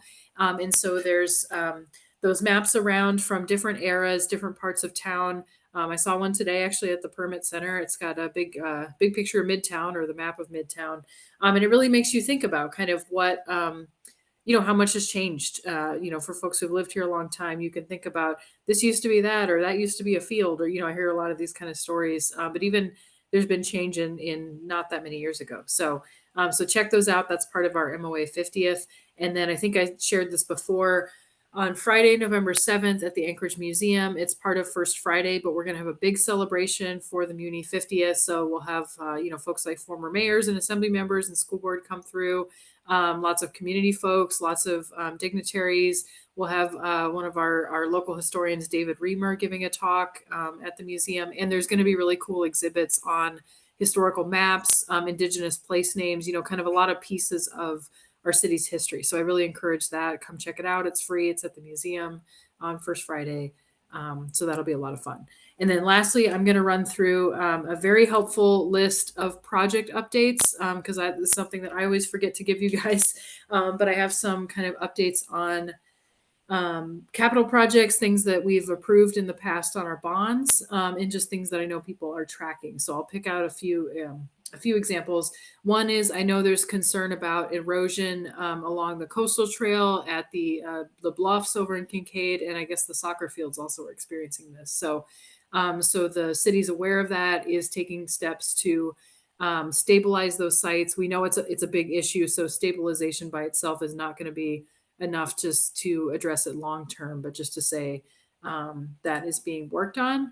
Another big one for that this community council I know has tracked is the West Anchorage snow disposal site. So the update right now is project construction is underway. The snow disposal site will be available for use this winter. Obviously, we don't have any snow yet, knock on wood. But that will start actually having the function that it's supposed to, which is help store the city's snow. And then most of the rest of the construction will happen next spring and summer after that snow melts. And then lastly, I'll just briefly mention Forest Park Drive. So I had a chance to drive on that road actually. I know that it was a big priority for this community council. In fact, it's been a well over 10-year priority and advocacy. So it's great to see that happen. So I didn't get to join the party this summer, unfortunately, but it sounds like it was a good time. And I saw walking, biking, driving, all the things along that road and people safely using it together. So that was great to see. And so with that, I'll take questions. Okay, thank you so much, Anna. Let's see. Does anybody have any questions for Anna? Amanda? Yes, thank you for that. I've been enjoying the Muni updates so much, just as a third generation Alaskan. So kind of tying, we have a topic later to talk about the FCC bylaws. What's your understanding of the purpose of the FCC as it relates to the community council in relation to how the assembly perceives the FCC? Yeah, that's a good question. So I certainly can't speak for the whole assembly or how they perceive FCC, but as someone who has been on the community council system as an officer and a member since 2012, and still a member now, of course, although I don't participate in that way. I do see, I see the councils basically defined in the charter as independent and intended to provide governance and self-determination for our neighborhoods, for parts of town. And so they're written into many parts of the code, but are separate entities. And so that's kind of how I understand community councils. So I appreciate that folks are involved. It's a way for you to elevate community issues, neighborhood issues, a way to get to know your neighbors. And so that's the community councils. My understanding of the Federation of Community Councils, and I know I'm not the most well-informed to speak on this, but they were created as a nonprofit to essentially be an administrative hub for all those councils. So councils themselves, some have some money from past dues, things like that. Otherwise, they're independent. And then the Federation is, and I don't know the whole history of when it was created, but it's essentially a way for those councils to get together collectively to have support functions such as mail, email, all kinds of things like that. And it is something that is funded by the municipality as a grant to the Federation itself. So not to community councils, but to the support of those councils, because they are in the charter in so many places and in our code, and have various roles in kind of our public process. So they are two different things, but related. And of course, the FCC, the Federation, is in my mind, a really valuable partner to help, interface with councils, get the word out, and also kind of explore ways for increasing participation, increasing engagement in councils. So hopefully that's answers your question. Okay, thank you. John H., you have your hand raised. Yeah, Anna, I have two questions. One happens to be John Haxby. Hi, John. All right. Sorry about that. It's okay. Number one, what is the budget projection for 2026, and how much of that will be spent on homeless? That's a good question. I'll have to get back to you with numbers. As I said, the budget got released this afternoon, so I haven't had a chance to read it. I do know our general operating budget is somewhere in the order of between $600 and maybe $630 million. And of course, there's a tax cap, so that constrains what the budget can be. And there are mechanisms to increase for inflation. So one thing we found looking at the budget is if you adjust for inflation, our city budget is actually the same as it was in the 1980s, more or less. And it's a matter of what funding sources are paying for that. So that's our main budget. And then, of course, there's the school district, which is a big part of our property taxes, but not within the city's general government. About half your tax bill is the school bill. And then in terms of homeless spending, That's also a little bit of a complicated question. Historically, there was no general government funding in homelessness. There was maybe, I think years ago, there was 150,000 going to Brother Francis for some of their beds. Or it might have been a little bit more than that, but it was a relatively small amount. So that has increased to pay for shelter. But then if you could also extrapolate cost for police, cost for the portion of mobile crisis team in the fire department that responds to those calls, the healthy spaces team, which is essentially park employees cleaning up our public spaces, including trash and other debris left behind from homeless camps. And then we also have a fair amount of federal money, whether it's through HUD or other sources, that is not part of our, it's not what our muni taxpayers are paying, but it is in the budget. So as I said, it gets really complicated.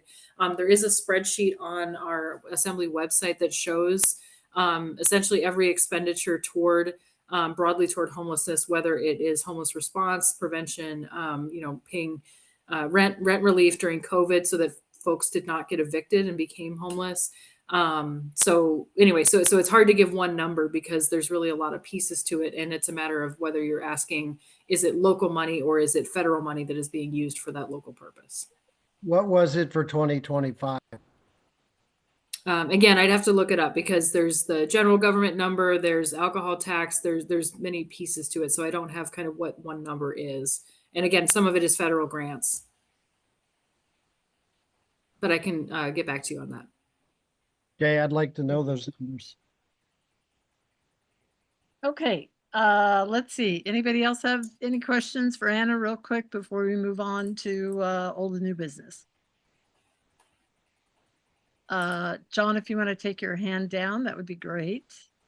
I don't see any, so thank you so much, Anna. We really appreciate all the work that you do on the city's behalf and our council area's behalf. And we hope to see you soon. And good luck with thanks. budget stuff.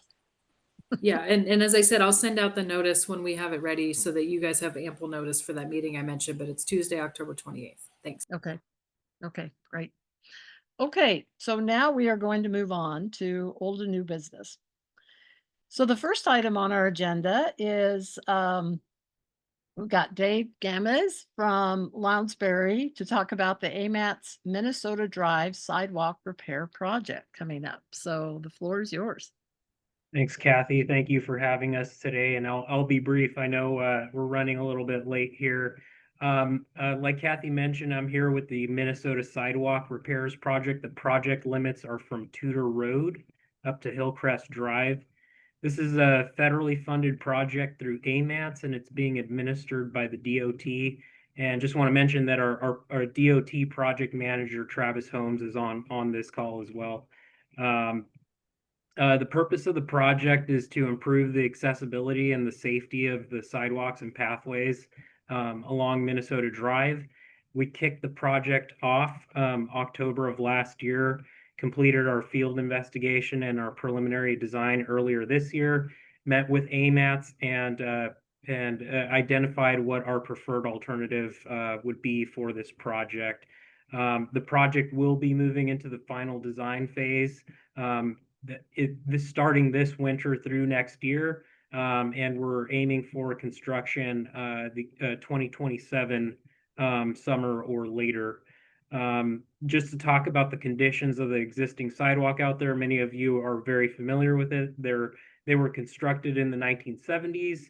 A lot of it is 4.5 feet wide, unbuffered, so there's no space between the curb and the sidewalk out there. A few sections, there are a few limited sections of pathway that exist out there that were constructed in the 80s. So over time, the vegetation has overgrown, has grown into the pathway. Some of the roots have damaged a lot of the sidewalk and pathway out there. And much of the sidewalk out there is not ADA compliant. The 2023 pavement preservation did come through and replace some of the sidewalk on the east side. And some of the curb ramps that are out there, but there's still curb ramps out there that are not ADA compliant.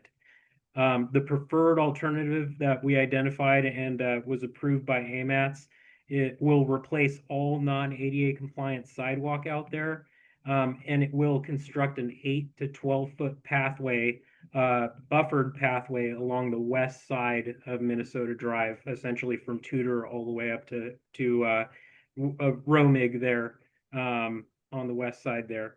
And then it'll also consolidate driveways where possible, and we'll add the inside pedestrian crossing legs at the intersections of Benson and Northern Lights Boulevard that don't exist there today.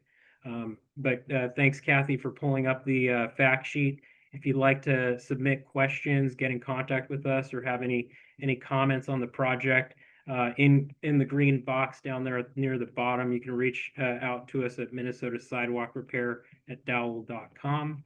But if anybody has any questions for me right now, I'm happy to answer them for you. Okay, and Karen Pletnikoff gets the kudos for doing our sheen this evening. So okay, thanks.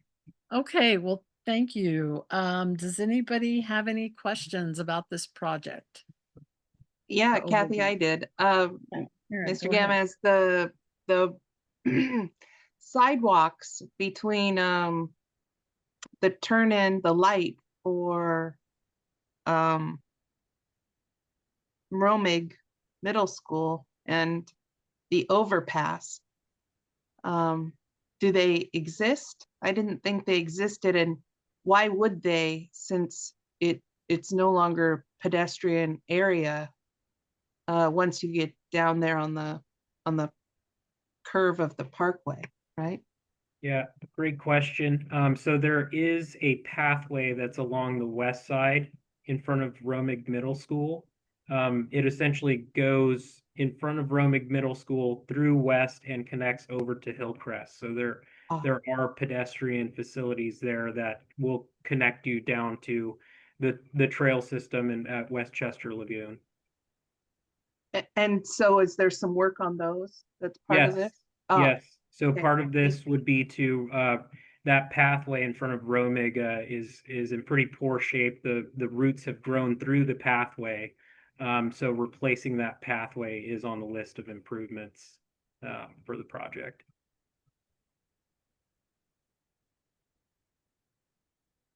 Okay, anything else, Karen? No, thank you. I have a Okay. question then. So that pathway's on the west side of the fence at Romig, right? It's not on the east side. You weren't Correct. planning to have it between the fence and Minnesota Drive, which people try to walk to and then find out they run into the wall on Hillcrest for the bridge and can't go any further and get out in the road. So hopefully this is on Correct. the west side, right? Yeah, there's no plan to move the pathway. The pathway and the fence would stay in the existing locations they're at. Okay, thank you.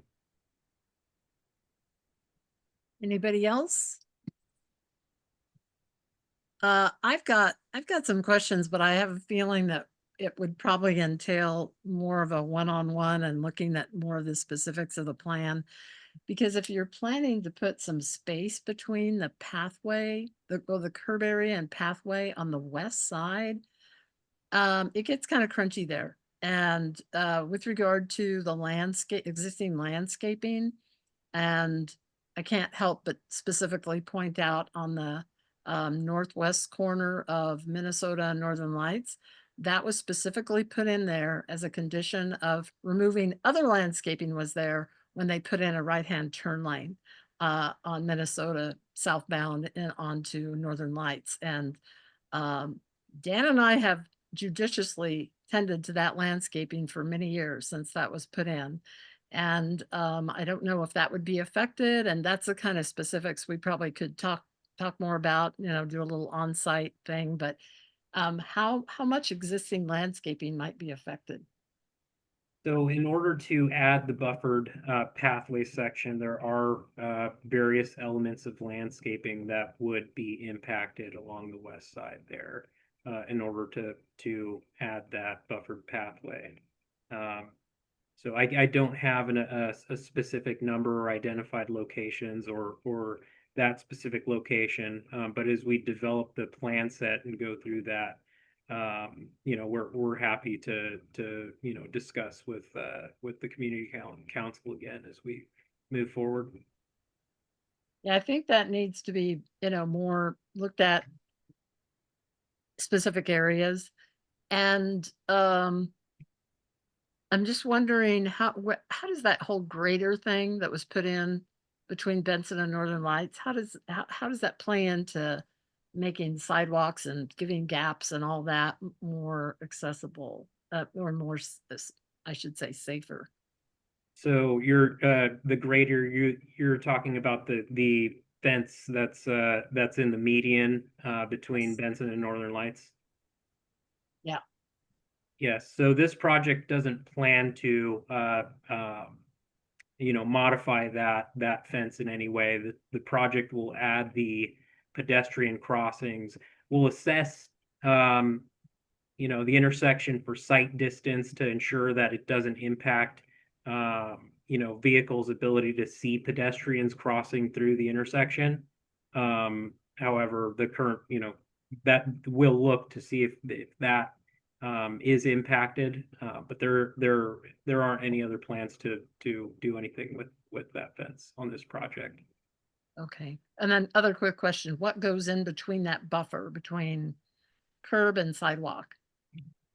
So it depends on the width. It could be grass, topsoil, seed, and grass that ultimately goes in there, or it could be some sort of patterned concrete. Those are typical applications for buffered areas. Okay, we'll be in touch so that we can save what areas that we need to save because of prior commitments and positions from the council. But thank you so much for taking the time to give us an overview. And it sounds like there's still some time to vet out the detail of some of this. Is that correct? Yep, absolutely. Yep, we have Okay. all of 2026 to get through that. Okay, all right. Well, thank you so much again for attending our meeting this evening. Thanks, Okay, Kathy. so okay, moving on to the second item under old and new business is the transit supportive development overlay that has been on our agenda before. And we did pass a resolution with regard to this proposal at our September meeting. But I'm going to turn this over to John Isaac so he can kind of give a little bit of overview of how things keep evolving and which version of an ordinance they're at right now and where the process is. So John, go ahead. Okay, thanks, Kathy. Version 5 of the Transit Supportive Development Overlay was released in September 22nd, just before the Special Land Use Committee meeting we had that evening. For those who are kind of coming up to speed, we did give a presentation on this at our last council meeting, and this is something that was recommended as implementation as part of the 2020 and 2040 land use plans. The new ordinance does a number of things. It changes the map. It goes back to the map that was in the 2040 plan as compared to the larger tax abatement map from the earlier versions. It also removes all areas south of International Airport Road, including Sand Lake, although they haven't really provided any explanation as to why they removed some of those areas.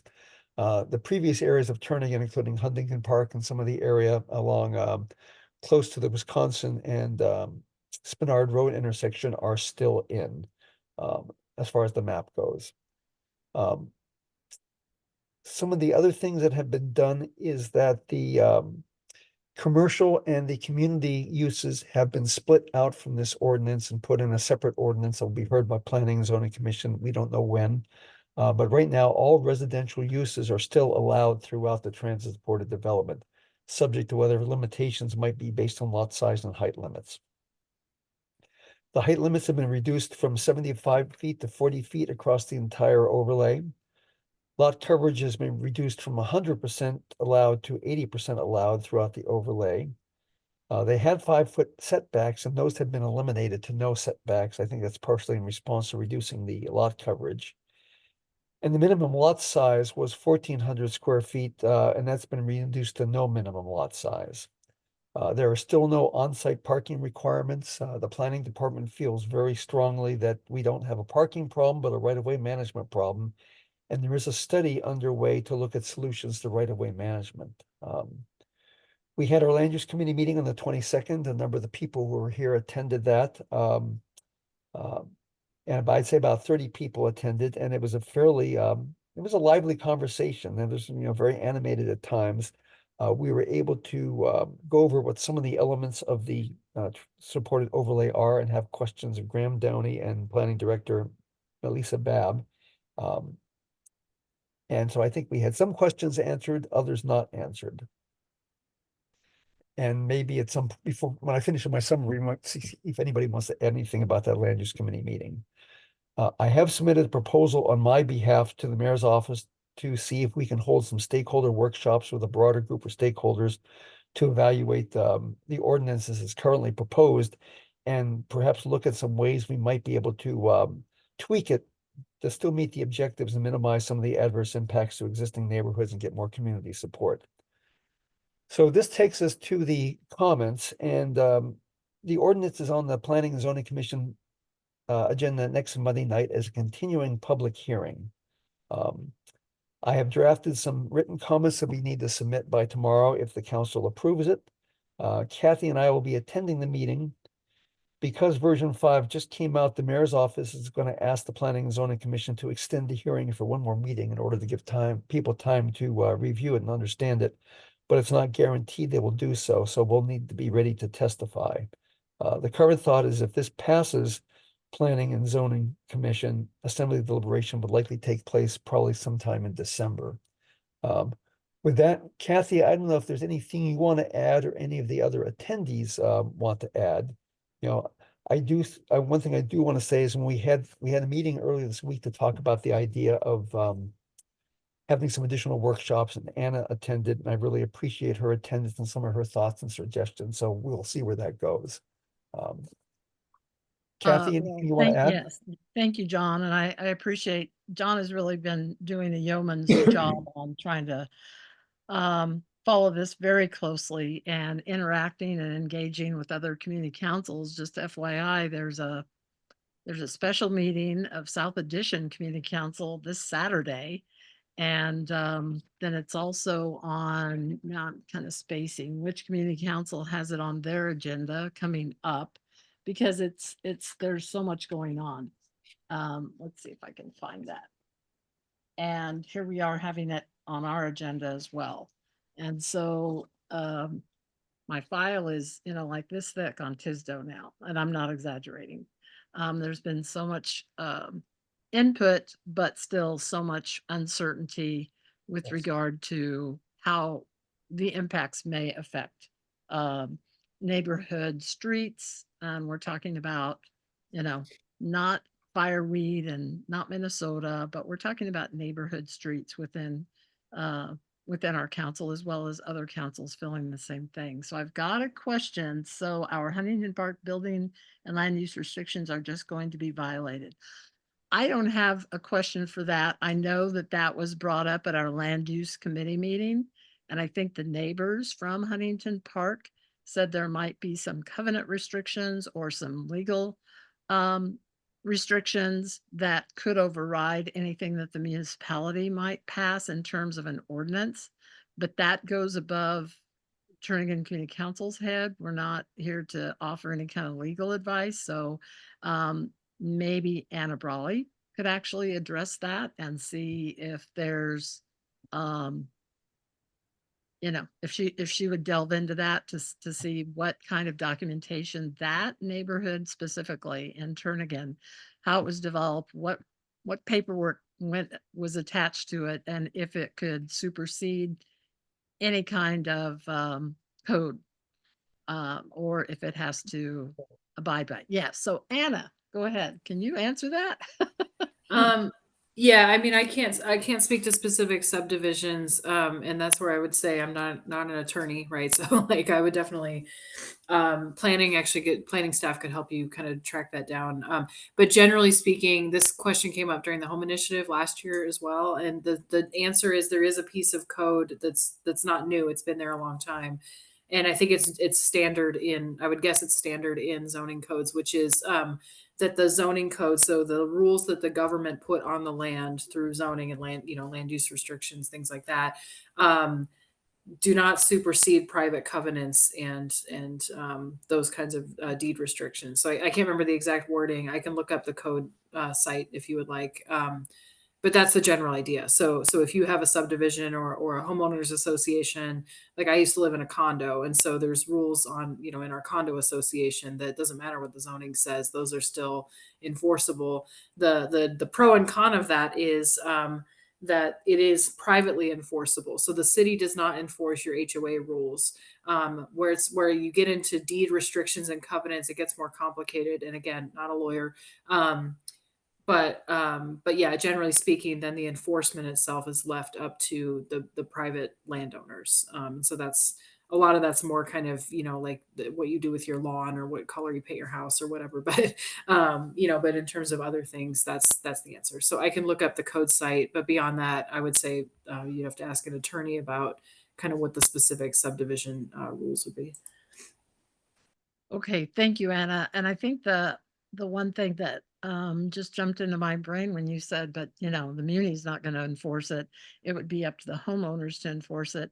Under proposed code, there's no notification requirement to adjacent property owners or to community councils about when someone may take advantage of and implement these relaxed code changes and build something that may start violating, for lack of a better word, covenants of some kind. If you're not notified ahead of time, then I don't know how you would rely on the neighbors to enforce it, because they won't be given any heads up.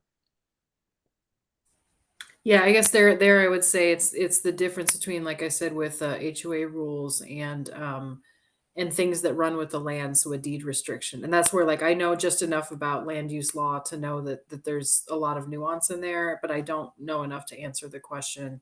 But I would also say that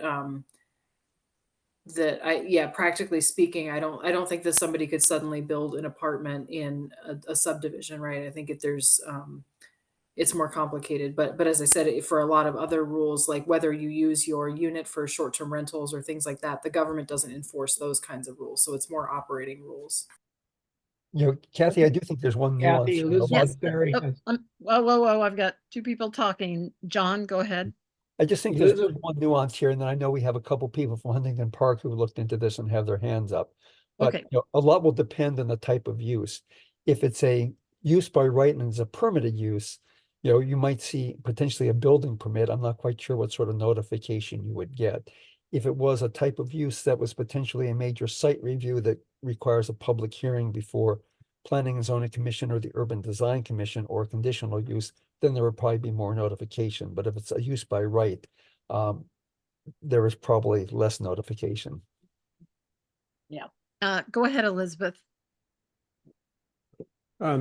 This is Sandy Rabinowitz and Elizabeth Berry. Sorry. No, it's Go all ahead. right. Both of you. It's all right. Sandy just got here. I just got here. Okay. I would add that, yeah, Huntington Park does have those documents. I think there's actually more than one set, depending upon which part of Huntington Park one lives in. But they're substantially the same. They're substantially the same documents, but they're filed differently. The other thing I would add, and this is just sort of adding information to what John said, is we've read over quite extensively the 2020 plan, the 2040 plan, and been to many of these meetings that John referenced.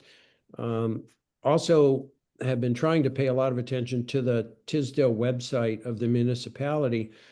And in the 2020 plan, and I can give chapter and verse, it says that the land use policies seeking to establish higher residential densities should be within 1/4 mile of a major street, ... The 2040 plan says largely the same thing, says that the Tisdale are areas within 1/4 mile from high frequency transit routes. And the recent fact sheet that the Muni handed out at the Land Use Committee and now has on their website says areas within 1/4 mile of high frequency bus routes, et cetera, et cetera. When you measure from the corner of Northern Lights and Arlington or Benson and Arlington, it is farther than 1/4 mile. I've measured this 4 times. Elizabeth's measured it a couple of times. It comes out greater than 1/4 mile. That doesn't even get you to more than one house, which is then further. So the point I'm trying to make is for people to think about is should land within TCC along Benson and Northern Lights be excluded from TSDO as it is currently written because it doesn't meet any of these standards, including both plans and the recent handout by the Muni. So again, not trying to push that tonight, but trying to get people to think about that. If we don't fit the standard, why are we in the TSDO area as presently described? Yeah, and I think that's a very good question that the municipality would definitely have to address. Because, yeah.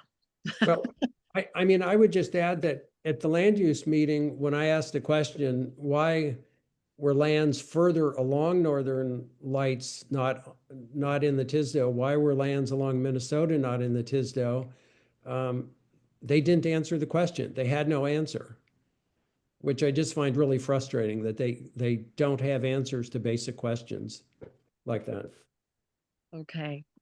So Elizabeth, did you want to say anything as well, since I don't there's a have hand? anything to add. Okay. Does anybody else have any? Oh, Pat, go ahead. I just wanted to comment too that Turnagain, the Turnagain area, Turnagain by the sea, that this whole area, there are some, I'm not sure what all the covenants are, but there are some restrictive covenants that are on our deeds of what we can do, a couple of things with our properties. So it's something that would override these, wouldn't it? I'm not a lawyer.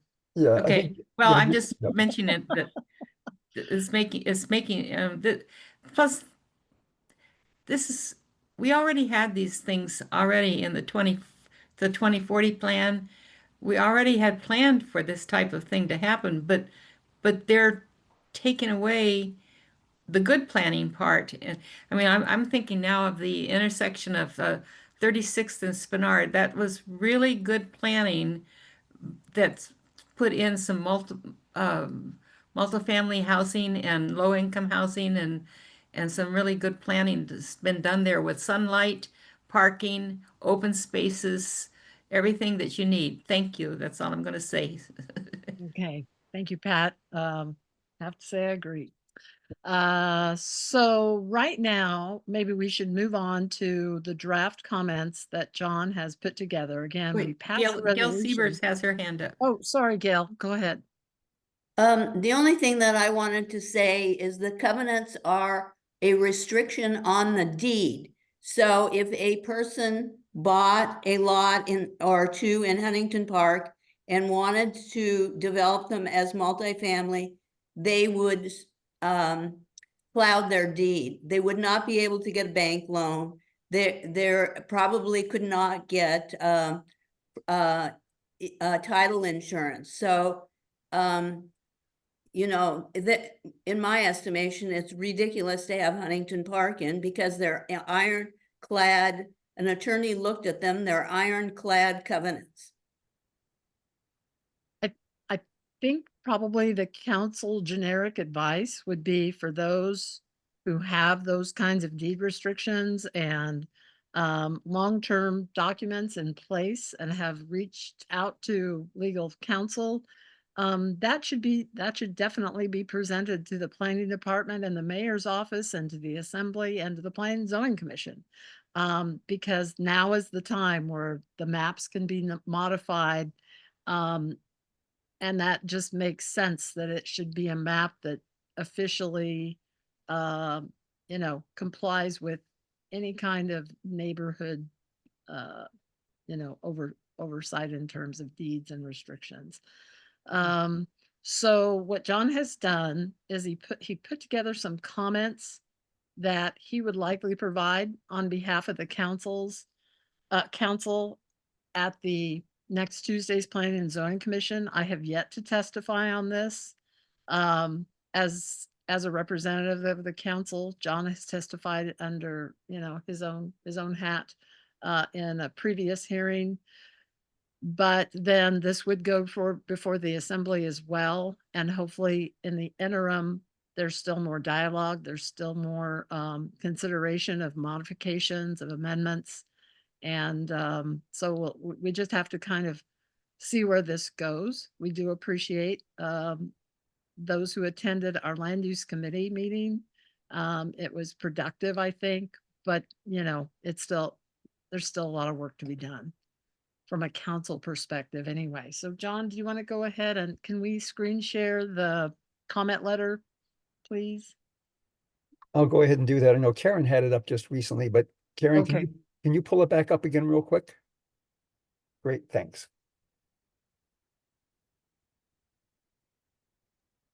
Any particular page, John? Just Let's start at the beginning.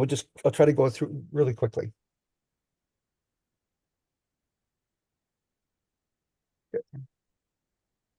Here we are. So again, you know, we start off by saying we recognize that these are in the 2020, 2040 plans. We support the concept of doing so.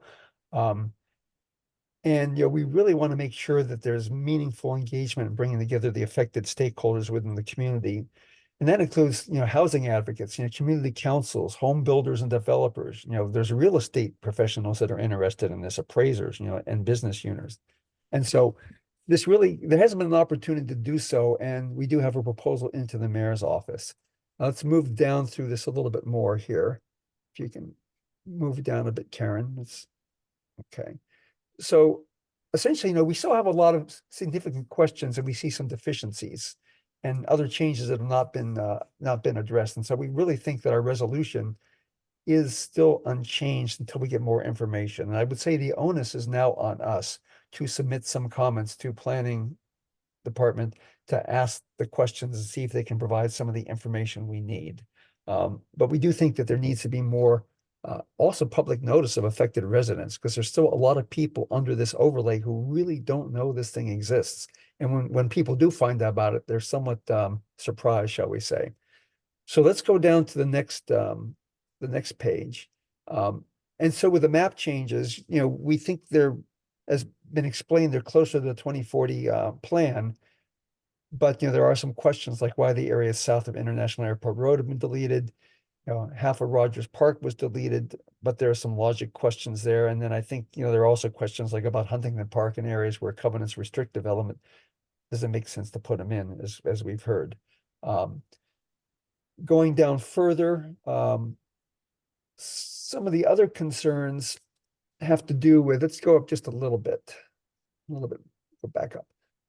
So we think the map should be revisited with, you know, some of the stakeholders and see, you know, if there are any additional tweaks. You know, I know that you shouldn't be tweaking this thing to death. And I think the planning department and the mayor's office felt they've made a lot of changes based on public comments, but it would be good to take one last look at it.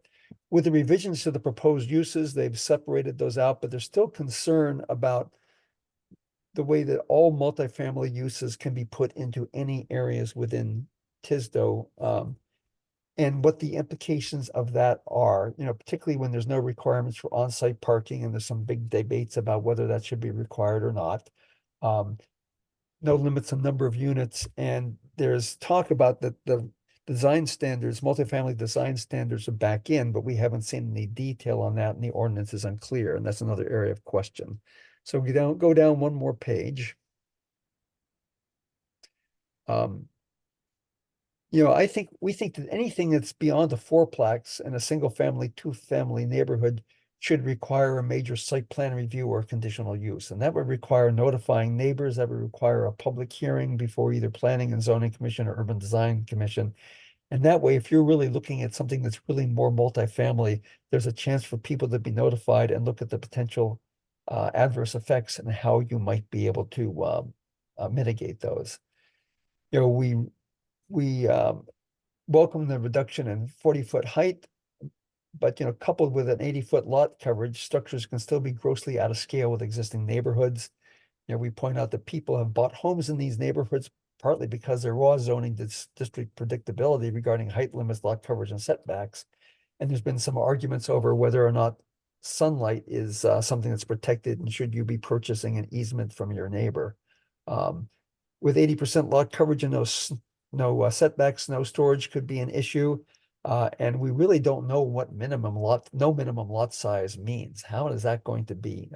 How is that going to be addressed and assessed? And even with minimum lot size, there's a likelihood that a lot of those small homeowners will still have cars. And again, we won't have on-site parking and it could be pushed onto the street.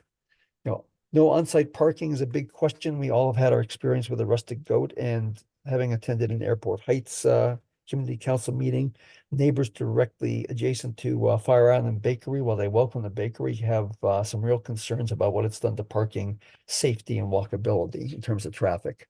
Let's go down a little further.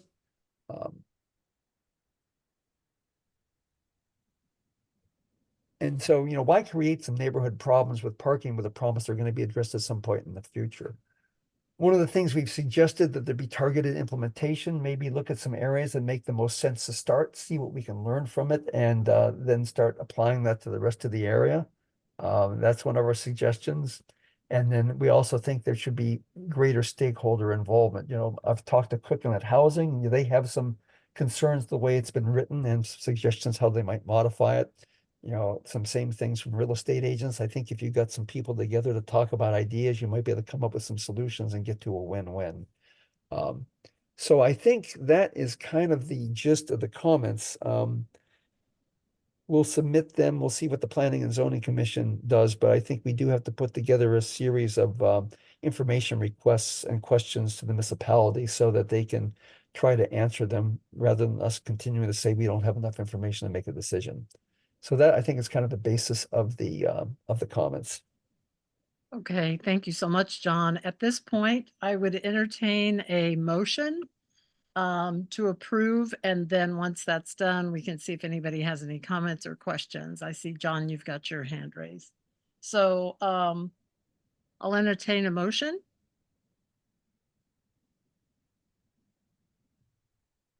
Yeah, I'll move to submit these comments on behalf of TC.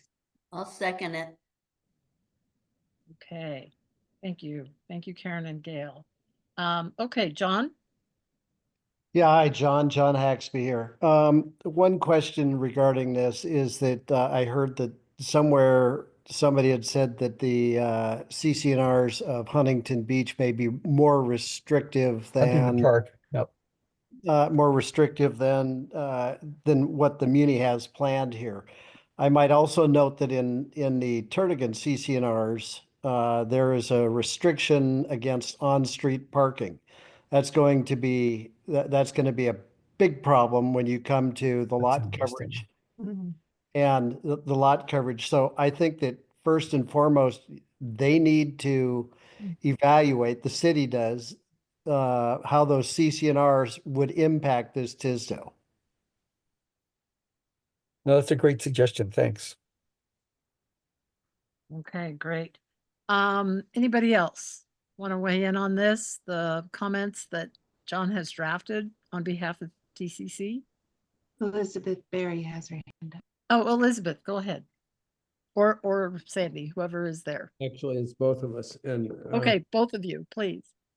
So 2 comments, and this is just background information for people.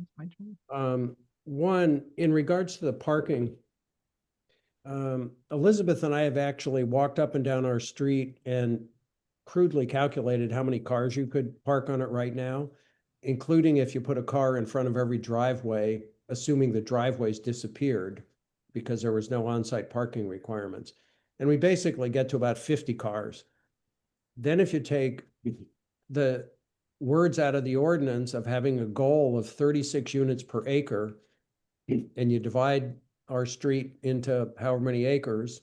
And if you assume that those buildings are built, assume every residence has one car, not two, just one, you come to about 117 cars. So our 50-car street would have 117 cars looking to park on it every day. Every street's different, but that's the way our street plays out. So I look at that and I think no on-site parking doesn't look like it's going to work too well. We don't have sidewalks. It's not going to make it's not going to make walking in the neighborhood any safer. The other thing to point out is the 40-foot height limit. I too am glad to see that come down. What most people don't know is that's an average number. So if you think of the fact that your house probably has a pitched roof, a high point in the middle and it slopes to the sides, it's real easy to end up with a house that's 47 feet high.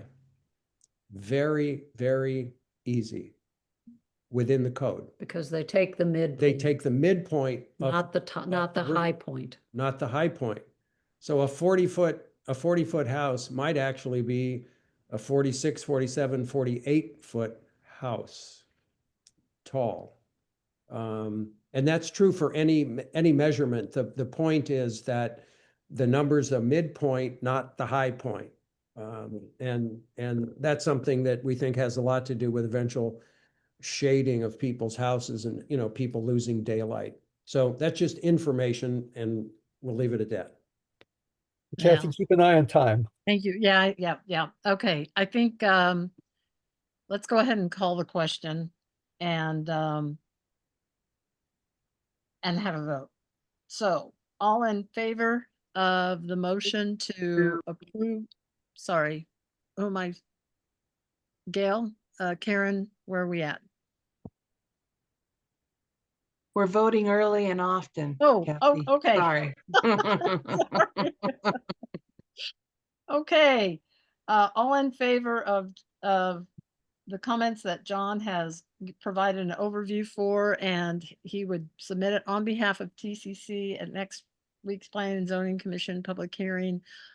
Raise your hand. Okay, so I've got 1, 2, 3, 4, 5, 6, 7, 8, 9, 10, 11, 12, 13.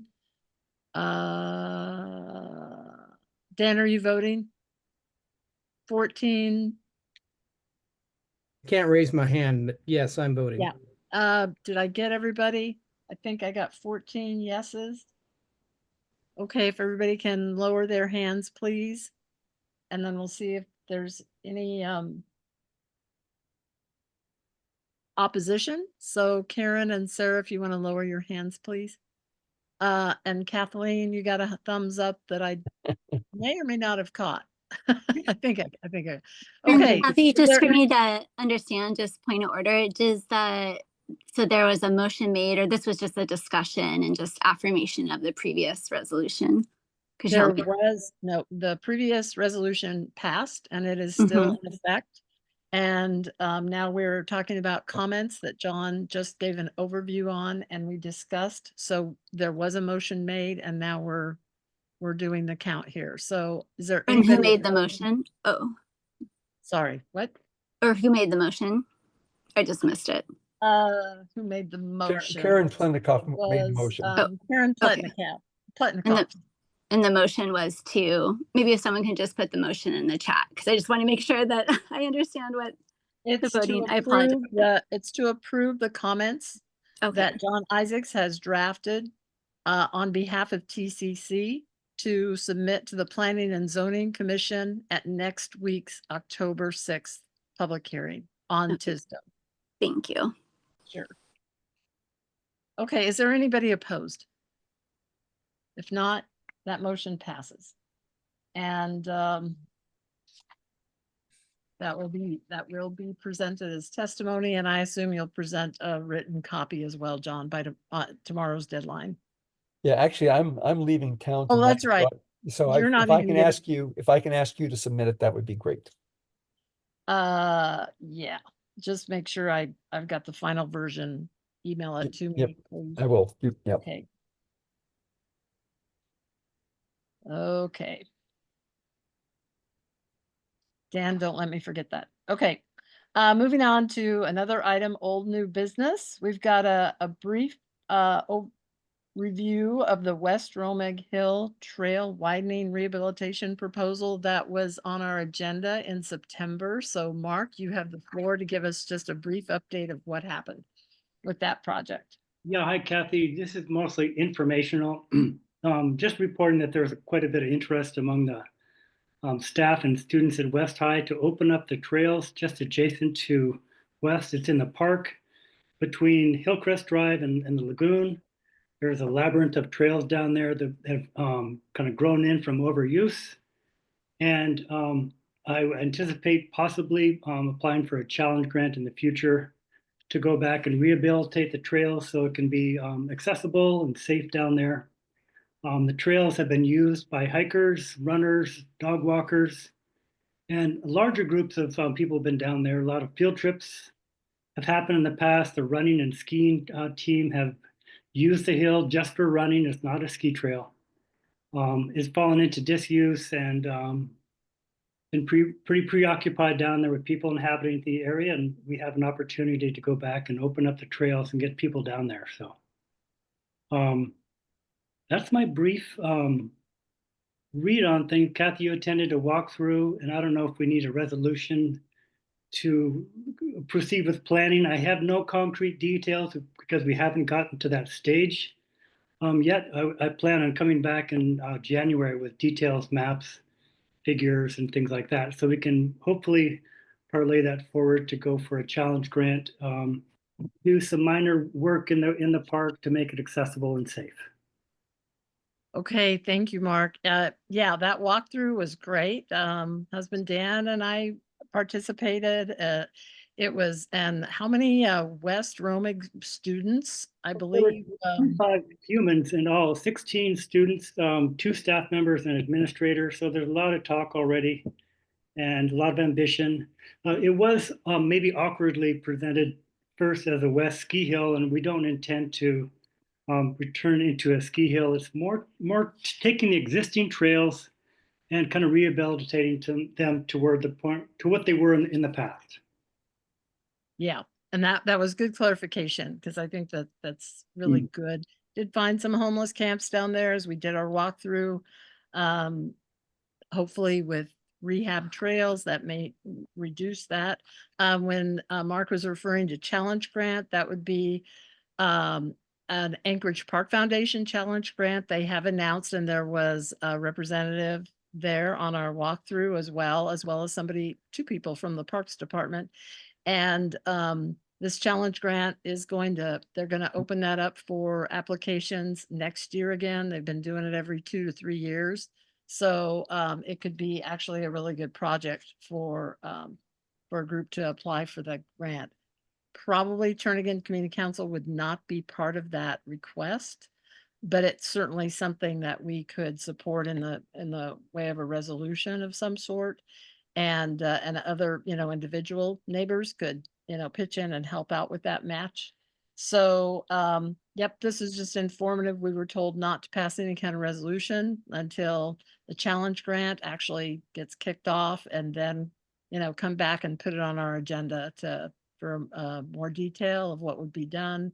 And then we could show our support if the body approves for the challenge grant to be, to go forward. So does anybody have any quick questions on that? Okay, thank you again, Mark, I appreciate you kind of jump starting all this along with West High Romig students. Okay, next on the agenda is approval consideration of TCC comments regarding Westchester area trail widening rehabilitation that Marnie and Kathleen have kind of jump started. And if you can screen share those comments so that we can have them to look at. And then Marnie, if you want to go ahead and take the lead on presenting, I would appreciate it. Can you get there, Karen? Am I muted? Okay.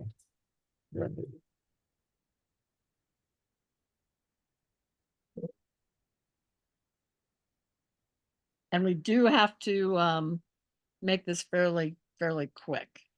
Yeah, I think it might be easiest, if it's all right, Kathy, just to go straight to the graphic which shows the area. Yes, that is Okay, fine. what this is a request from TCC and two other city councils, community councils, to the city's bike and pedestrian AMATS team to improve the safety of trails around the lagoon. I know this has been a concern of many of us for quite a while.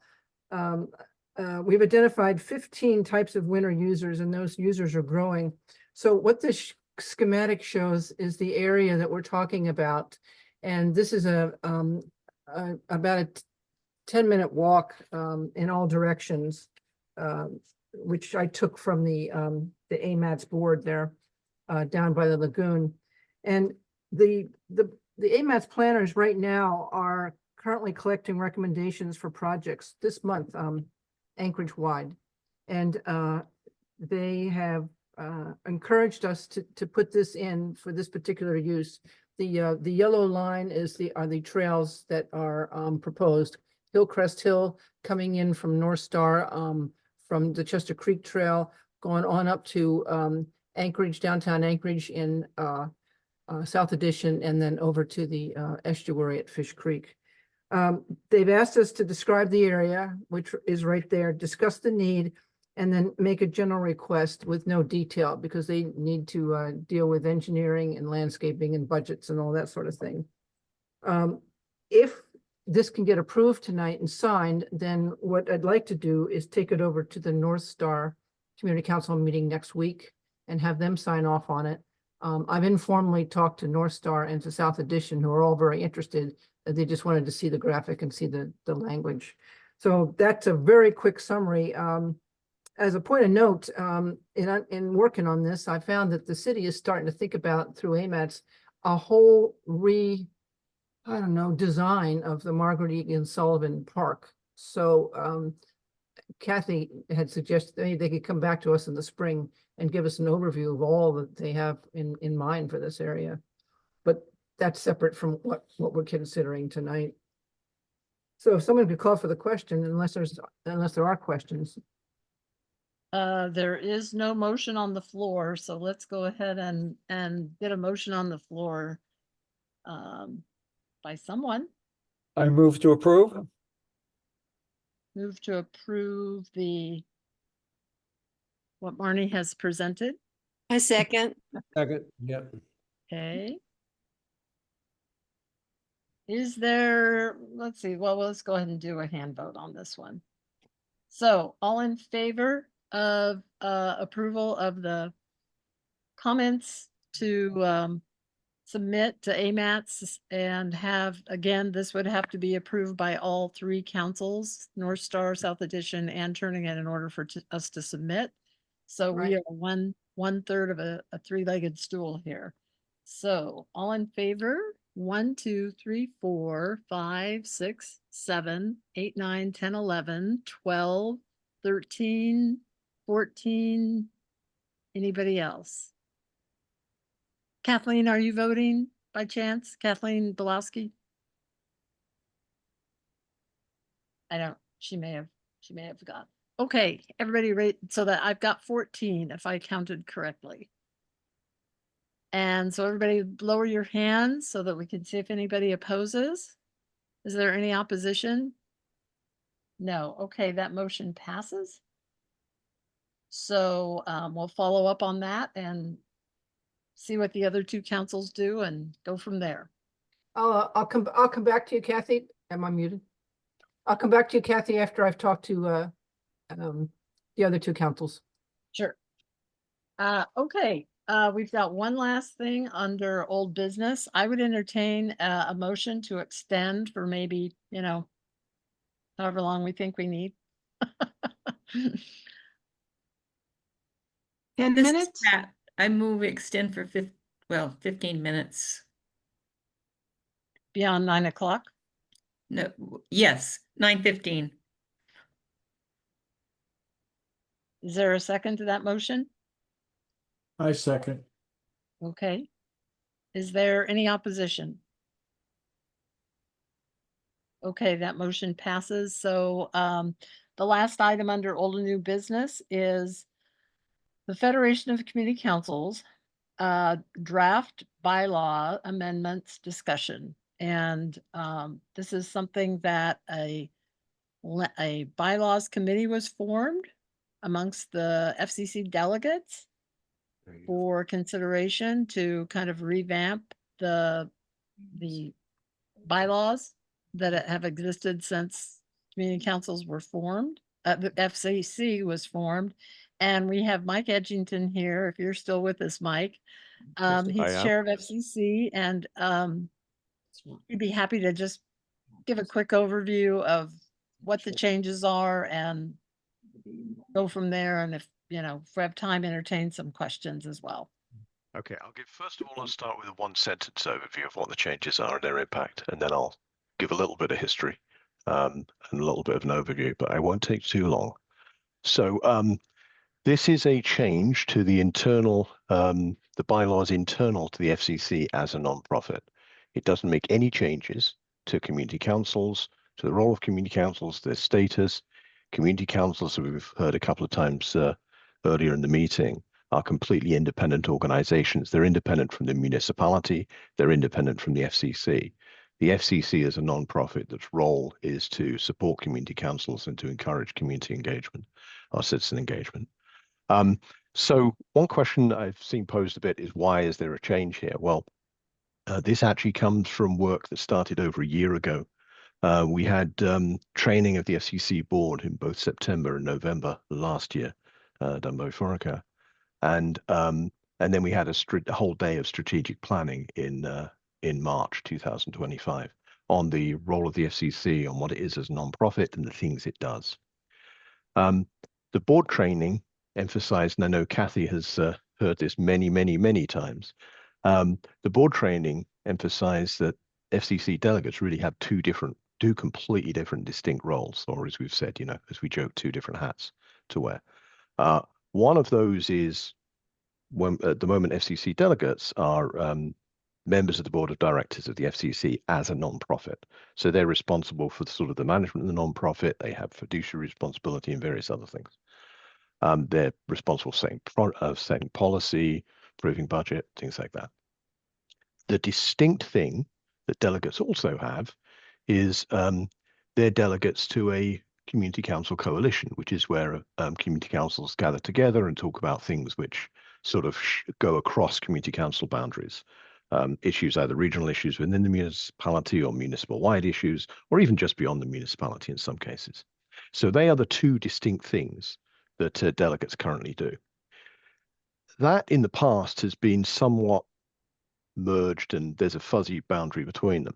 It's really important, we've discovered, that we don't have a fuzzy boundary. We have a very clear and distinct boundary. And the main reason is, following the events from a few years ago, our grant has extremely strict stipulations. The grant to the FCC as a non-profit has very strict stipulations preventing any political or partisan activity by the non-profit, which includes advocacy for or against any policy. So, for example, TISDO, we cannot make any statements as an FCC non-profit about TISDO. We can discuss things around the process, but we definitely can't make any statements about TISDO itself or even the contents of TISDO as an FCC non-profit. So if you recall earlier, I said delegates have two roles.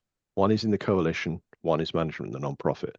So these roles are all about, the bylaws are all about just the non-profit side. Doesn't change anything on the coalition side.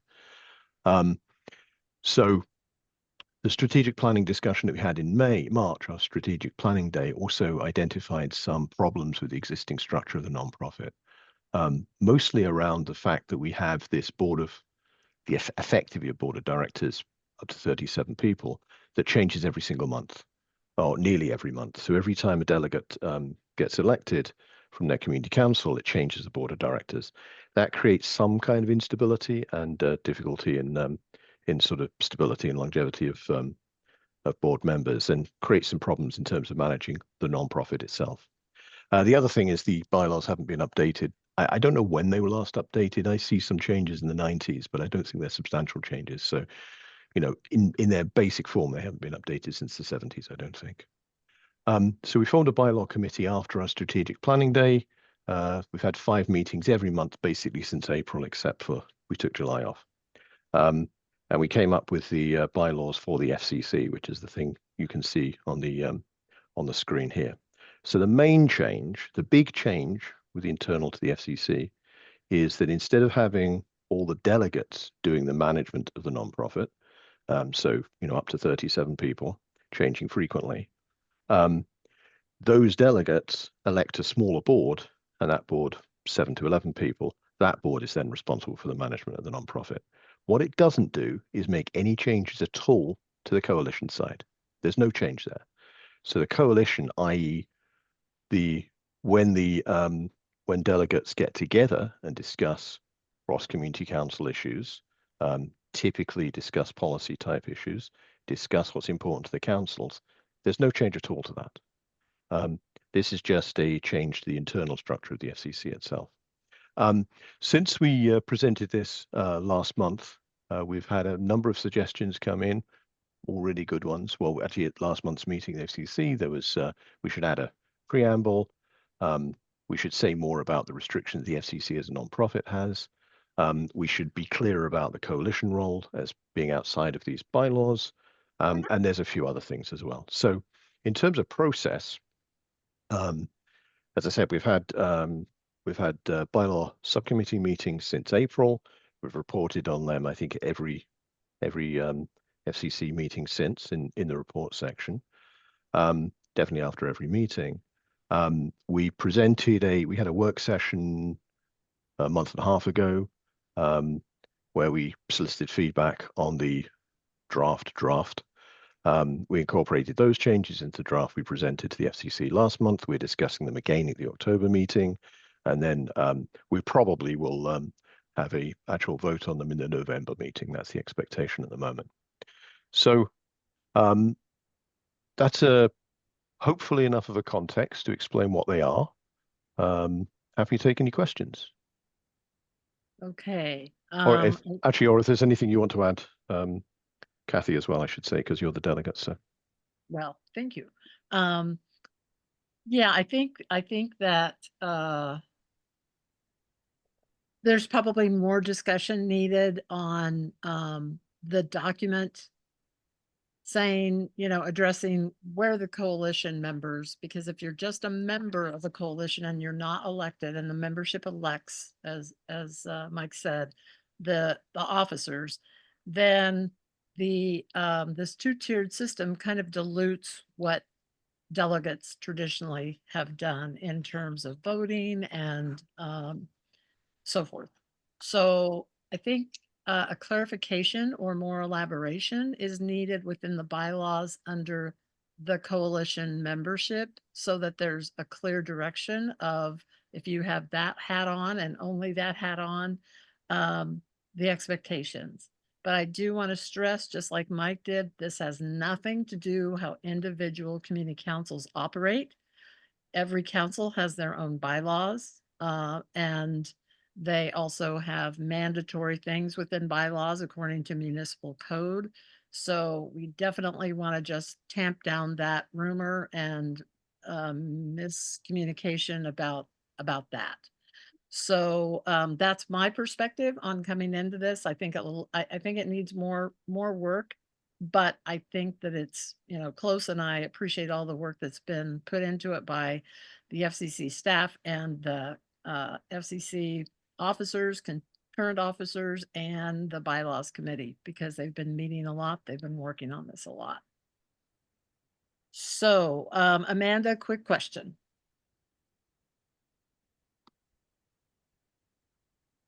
Do you want to unmute yourself, please? Oh, sorry about that. Thank you, Kathy. And then when are we adjourning again? We're adjourning in 10 minutes, and we still have two agenda items after that. So I guess what I would say, and thank you for just mentioning that, more work needed, Kathy. This is a really hard issue to squeeze in this amount of time. So I'm concerned that this seems to have not been discussed in any of the prior council meetings. I would be, happy to be advised if it had been, with, as you can see, how much blue there is on this paper with these extensive changes. And, what do we know? What do we not know? So that's concerning to me. I heard the word management, that the delegates, right, the heads of each council are managing this FCC. I'm under the understanding that there is an executive director and an admin assistant who's able to do a lot of the work. So if the concern is about we need to have the smaller board because there's work to be done that isn't being done, I would just question, is this because the FCC is taking on too much beyond its scope of what its actual grant, says it needs to be doing? And disagree with what you said, Kathy, too, that, the concern over the dilution of that vote with 37 councils. I've been part of the Girdwood Council. I'm now being part of Turnagain. Like, it's a huge geographical area. Any vote that's diluted in this form of government we have that gives legislative powers to our councils, that's a concern for sure. I heard the word fiduciary. I'm under the understanding that there's nowhere the FCC has no fiduciary duties for the charter, right? For the grant that they have. So I'm concerned about that word being inserted here, and just really trying to see, like, I read a document that was done on Community Councils 101 that was by Daryl Hess. And it just said, Kathy, time check. yeah. I think there's one thing in particular, Amanda, that when you said there's no fiduciary responsibilities, that's so not correct. And we'll just leave it at that. I'm saying to the Muni, I'm saying in its context within the Muni, the very, very small part that they are managing, helping oversee, give directives to an executive director. I understand that. But in terms, it doesn't have legal standing outside of the FCC is what I'm saying. She has her example of where she is and why. I don't know, Mike, do you want to very briefly address that? And then so see if anybody else has any comment. I think this issue of voting is very interesting. So what I'm often hearing is a confusion between voting on things which are internal to the nonprofit. So perhaps it's issues around certain policies, whether we employ a particular executive director, make some change to personnel policies, etc. And voting on things like policy, bigger policies, so municipal issues, and legislative issues. Because I think you mentioned legislative issues as being important. That is part of the coalition. It is not part of the internal structure of the FCC. And it is critical we distinguish that. It has not been distinguished in the past because it didn't matter so much. It has been critical over the last couple of years that we do distinguish that. And I've seen this wildly mischaracterized as a dilution of community council. It is the opposite. This is a necessary step to allow the coalition to operate within the political and policy sphere, which at the moment it's extremely difficult So for that you're to do saying because that of the confusion. If I could just finish my sentence. Because under the current structure, the boundary between the FCC and the coalition is not particularly clear. And this does clarify it, because when we are sitting as a board of delegates, we are purely in the coalition space. When a board of directors is sitting, it's purely within the non-profit space. This creates a completely distinct set of people. Well, not fully distinct, but it creates different meetings, different people. Creating political. It's creating political. You're saying that this different group will be able to have political say. The coalition is a coalition of community councils. Community councils can come together and make policy recommendations, decisions, as we've seen earlier in today's meeting. This, at the moment, if you're sitting under the umbrella My of question the is the FCC, you political. can't do that. Are they able to make political decisions in this proposed model? Will they be able to make political decisions? The same way as they have in the past, and the same way they should be able to now. I'll take that as a yes. Situation. It's just, I would just. I don't know what you mean by political. More clarification on this. Okay, I don't know how to do more on that. Yeah, sorry, Mike.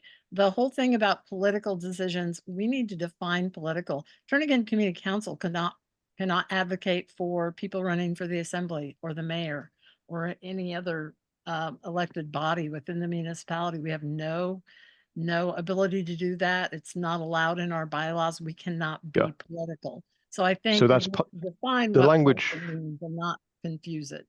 Yeah, sorry. So the terms I see used a lot. A partisan is when you're looking for, when you're basically yeah, I should use the word partisan. There is I'll say it a different way. So legislative and policy recommendations or suggestions or proposals or support for policy, support for example, pointing out problems with TISDO and ways in which it can be improved. That is something the coalition can do, the FCC nonprofit cannot do. But that's what so being able to individual distinguish councils already between have that power. Like there's no reason for the FCC working to together. do that. No, yeah, I would just caution Okay. everyone in saying that, and we could have that Right, discussion. Amanda. So Yeah. just, again, I didn't get to finish my point, but so just again clarify, one of the roles of the FCC is to give a forum for community councils to work together. You can do it individually, no problem at all with that.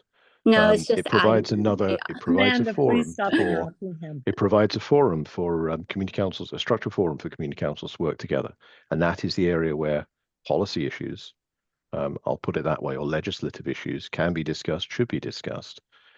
When they're within or there's confusion between whether you're within the non-profit functionality or the policy and legislative functionality, that's caused problems. It's caused big problems in the past. We want to make sure it doesn't cause problems in the future.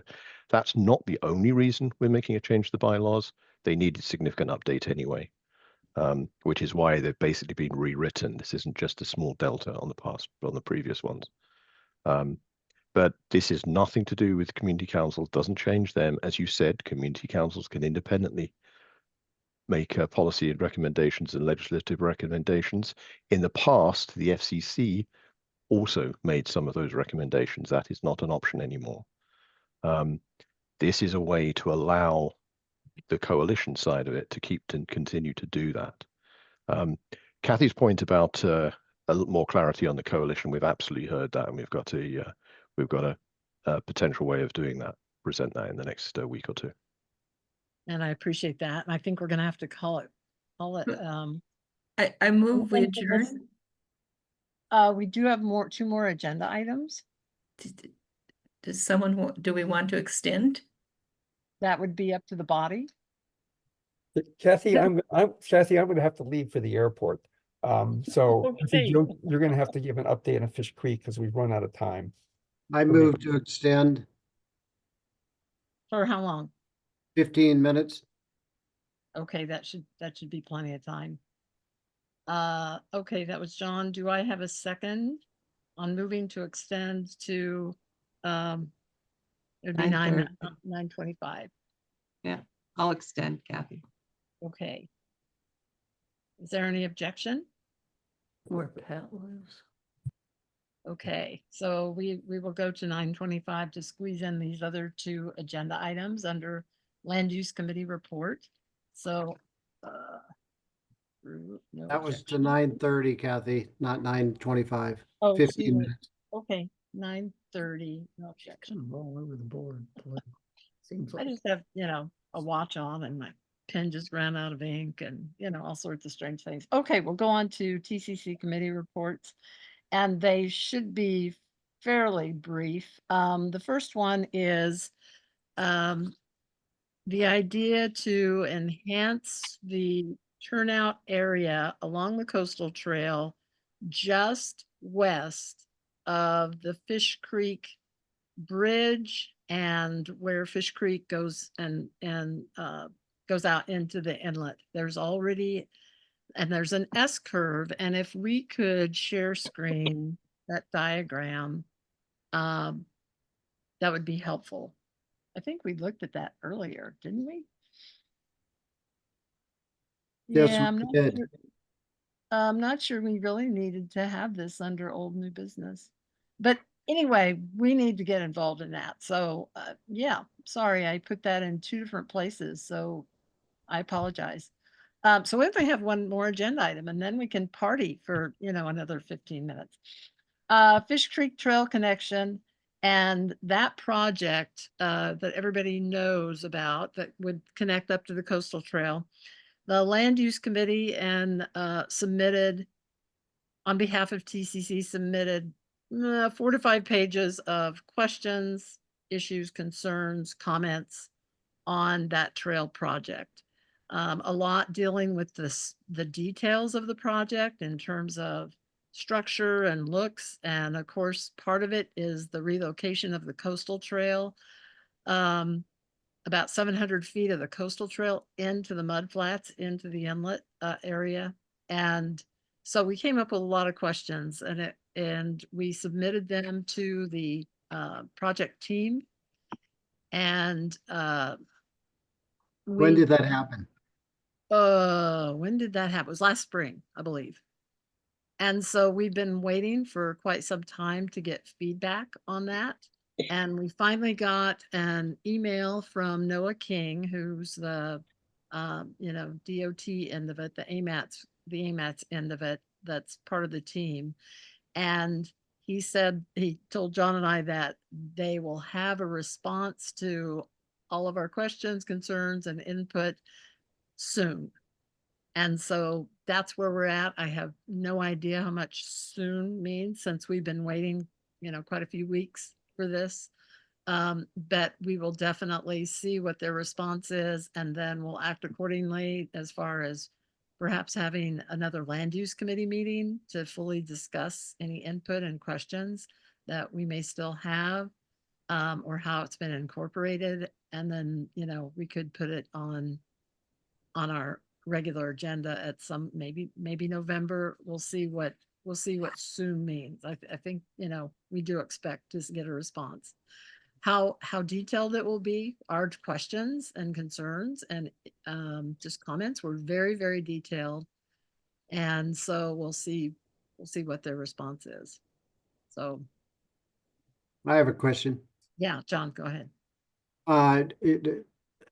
Understanding that they have not responded, have they given you an idea as to what percentage of completion they are on engineering drawings and when they plan to apply for a permit from the railroad? Nothing like that. No. Because the latest update on the website is March 2025, and they said they're going for their 95% drawings. And in one of the drawings or project updates they said they were going to go for a permit in late fall 2025. Well, that's good that you checked the website, because that is nothing that Noah put in his email to John/me. So it was around March. The drawings that we were provided. Oh, Dan, do you remember when we went to FCC conference room and delved into all that detail? It was maybe in June. Yeah. May, June. Yeah. That was at 75%.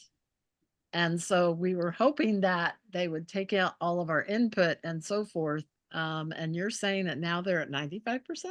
No, I'm not saying that at all. What I am saying is that in one of the project status updates, I think it was in March, and it was a drawing inside their resource section of their webpage. It had, and so keep in mind, this is 6 months old. It said that they were at 75%, planning to go for their up to 95%. And when they got to 95%, they would apply for a permit from the railroad, which was expected sometime in the fall of 2025, late fall 2025. If our questions haven't been answered, I'm certain they can't get to 95%. It'd be nice to know where they are. It'd be nice to know when they expect to go for a permit. Well, I think that's the kind of stuff, once we get a response, then we'll probably need to have a land use committee meeting, because that could take us 2 hours in and of itself. And delve into exactly what you said, John. Did they take anything into consideration? Are they modifying anything on that 75% design that they provided to us? We'll just have to see what their response is. Pat. Can you ask him those two questions? Just, I- can you ask Noah King, what percentage of engineering completion are you and when do you plan to go for a permit? It'd be nice to know. Once we hear back from him, we can find that detail out. Why don't, that was my question, the same as John's. Why don't you ask? Well, it's been a while. Why don't you just ask where they're at now? Well, John, like I said, we just got an email from Noah King last week. Oh, Yeah, okay. after following up and We're asking almost where things there. are If I had the time to go dig in my paperwork, I could pull out the email. It's days old, just days Okay. old. Okay, And thank you. so we're waiting. If we're going to take him at his word, they're going to get there soon. If another month passes, then, we'll follow up. We've been so busy with all this other stuff. It's kind of been a nice reprieve, but of course it's still coming down the pike with no end in sight. So, okay. So, yeah, we're just very curious because we had a lot of unanswered questions. Dan was working on this and he's the one that noticed that their ADA, angle on where they want to connect with the coastal trail, the Fish Creek Trail, the coastal trail wasn't even ADA, I mean, it was just, that's kind of stuff where we spent a lot of time looking at those drawings and said, there's a problem here. And so hopefully they've taken all of that input and have made some major modifications or answered some questions. We'll find out. Hopefully could be tomorrow, could be next week sometime. Unfortunately, though, Kathy, the problem that we've seen has been that we make all these comments, make all these requests, and then they just ignore us. Well, I don't think they can ignore ADA requirements in their No, drawings to they get to can- 5%. They can ignore the I hear question. what you're saying, John. I hear what you're saying. We're very curious to see how they address what we put into a lot of thought into some really very, very detailed questions on the design and other things. And we'll see how detailed their response is, or if they just kind of gloss things over. And then we'll have, we'll have to decide as a body where we think we go from there. Okay. Yeah. And this is just an aside, if we have one more minute, and I don't know anything else. I haven't followed up. I know nothing else. But when Anchorage Park Foundation was celebrating their 20th anniversary of the Big Bash at one of the breweries in town, I ran into Mr. Whitekeys, former fly-by-night guy. He's a really serious birder, and he's also, I think, president for life of Anchorage Audubon. I served on Anchorage Audubon board for 19 years. And so he gave me just he just kind of whispered in my ear and I had no idea what he was talking about. And the fact that when they found out, their board, Anchorage Audubon board, found out about the relocation of a section of the coastal trail into the mud flats, especially where we all know where that's at. Oh, Mr. Whitekeys, you're joining us. I do not want to speak for you. Please join in. Fill us in. Okay. I've been waiting for this moment. Well, please, you have the floor. I don't even want to put words in your mouth. Come on, Well, there are, like you just said, there's a lot of questions about this. Anchorage Audubon has a meeting with the project team tomorrow morning. And we had a Zoom meeting with them 2 weeks ago. And there's still a lot of questions. There is a rumor that is totally unsubstantiated that they are working on another alternative. But other than those words, we know nothing. And so we might find out something tomorrow on this, and we may not. There's just a lot of questions that need to be answered about this, and we're hoping they will. Have you seen what Turnagain submitted? No, I have not. No, I was looking on your website and I did not see that. Well, that's didn't probably get there. Could Mr. Um, Whitekeys get back to you, Kathy, with a kind of a result or a recap of the meeting that he goes to tomorrow, just so we could find out what he finds out? Well, if you're willing to do that, we would sure appreciate it, Mr. Whitekeys. Yeah, I can. Yeah, I can give you some idea of what happened when we meet with them. And maybe you could ask them what percentage of engineering are you at, and when are you planning to go for a permit? They are, the last I saw, they were somewhere around 75%. And that they, but where they go for the permit is up in the air because they submitted, it's on their website. They did submit a environmental document. It's not an EIS or an environmental assessment. It's a sort of a environmental document light called a categorical exclusion, which they cannot do if there are wetlands involved. I mean, it's just absolutely regulatory prohibited, but they did it. And that document, this whole trail is in two sections. The part along the railroad and the railroad easement is the one part, and then the part of rerouting the coastal trail out into the wetlands is they're two different, entirely different things. They included both of them under the same environmental document with a statement that, I mean, what they don't address the wetlands part at all. They ignore it.